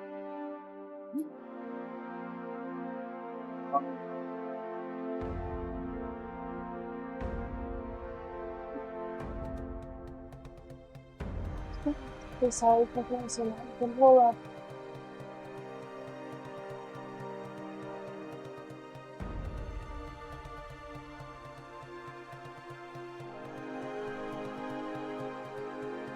Right.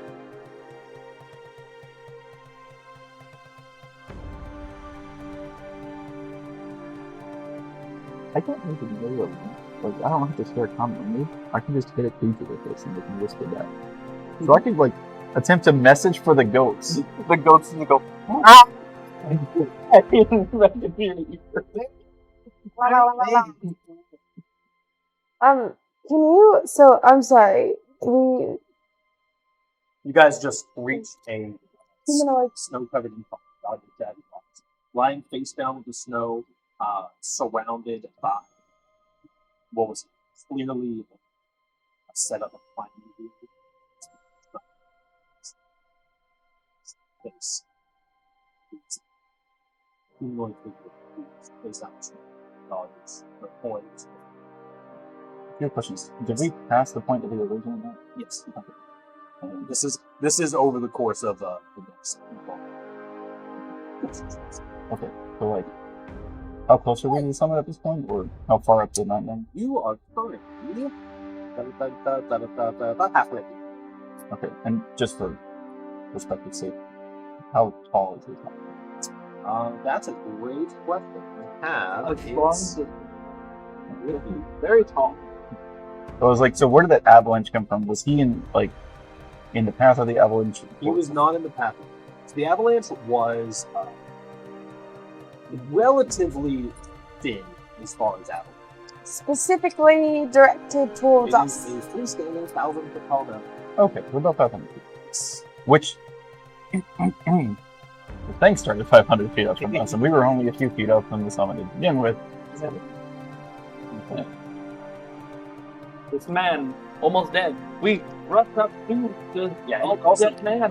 very specifically, Almost we're not dead? taking a straight line up the mountain. Mhm. I can't show you this path map without giving you things that you Right. shouldn't know. But you're kind of like your base camp is here. You went like over around here, up here, avalanche, back down, and you went back over, across the avalanche spot, and up like right here is where you are. But verticality, we got rid of the third dimension. Taking up 2 dimensions. We're not too far.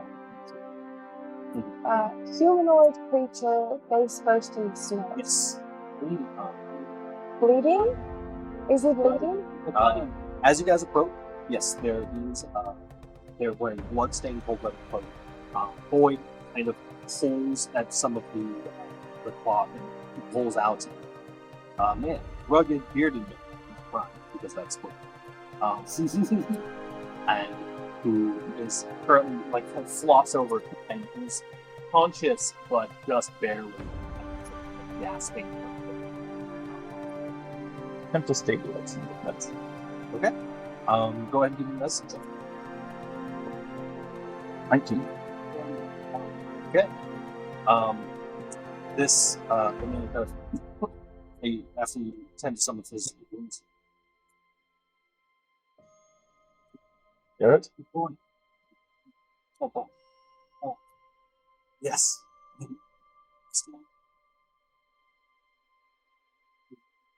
I start darting around. Like,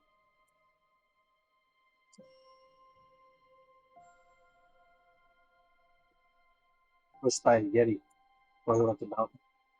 Ready to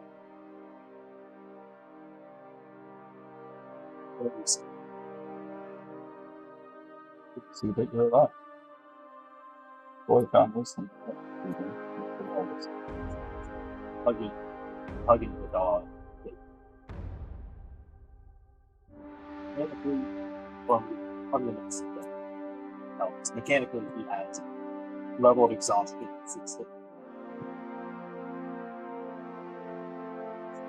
He is pretty diverse. did I expect you to fight it with broken bones? He does, yeah. He probably has that.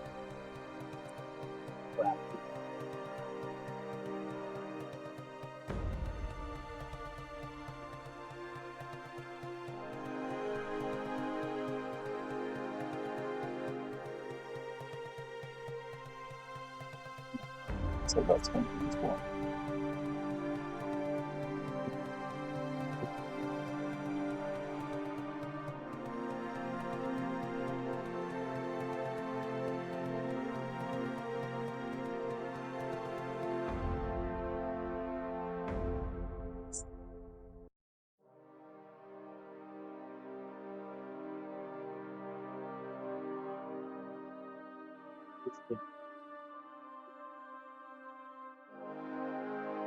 Follower in dollar sticks. Excuse me.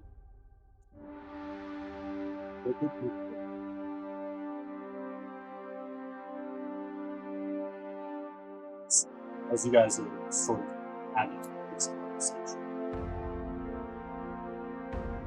suddenly something that lad really quietness. Suddenly you see the first bunch of snow much closer than like about 20 feet behind. Whip around two dragons slowly. Roll for initiative at the start.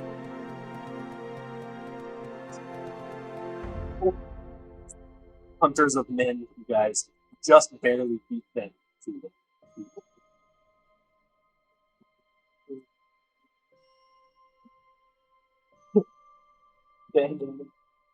I just want to mention me for Fellini on calling out and I don't know what you're talking about. the Yeti and the Kraken. I don't know what you're possibly talking about. We're bringing thank y'all for tuning in. Thank you for sticking with us through some of our technical difficulties today. We're getting it dealt with as we go. We're gonna find somebody to raid. Today we're actually going to raid someone who's not doing D&D, but is doing the new Pokemon Legends game, but is also a fellow Texan. Cool. And is very much a storyteller, like a professional storyteller. Cool. So So thank you all so much.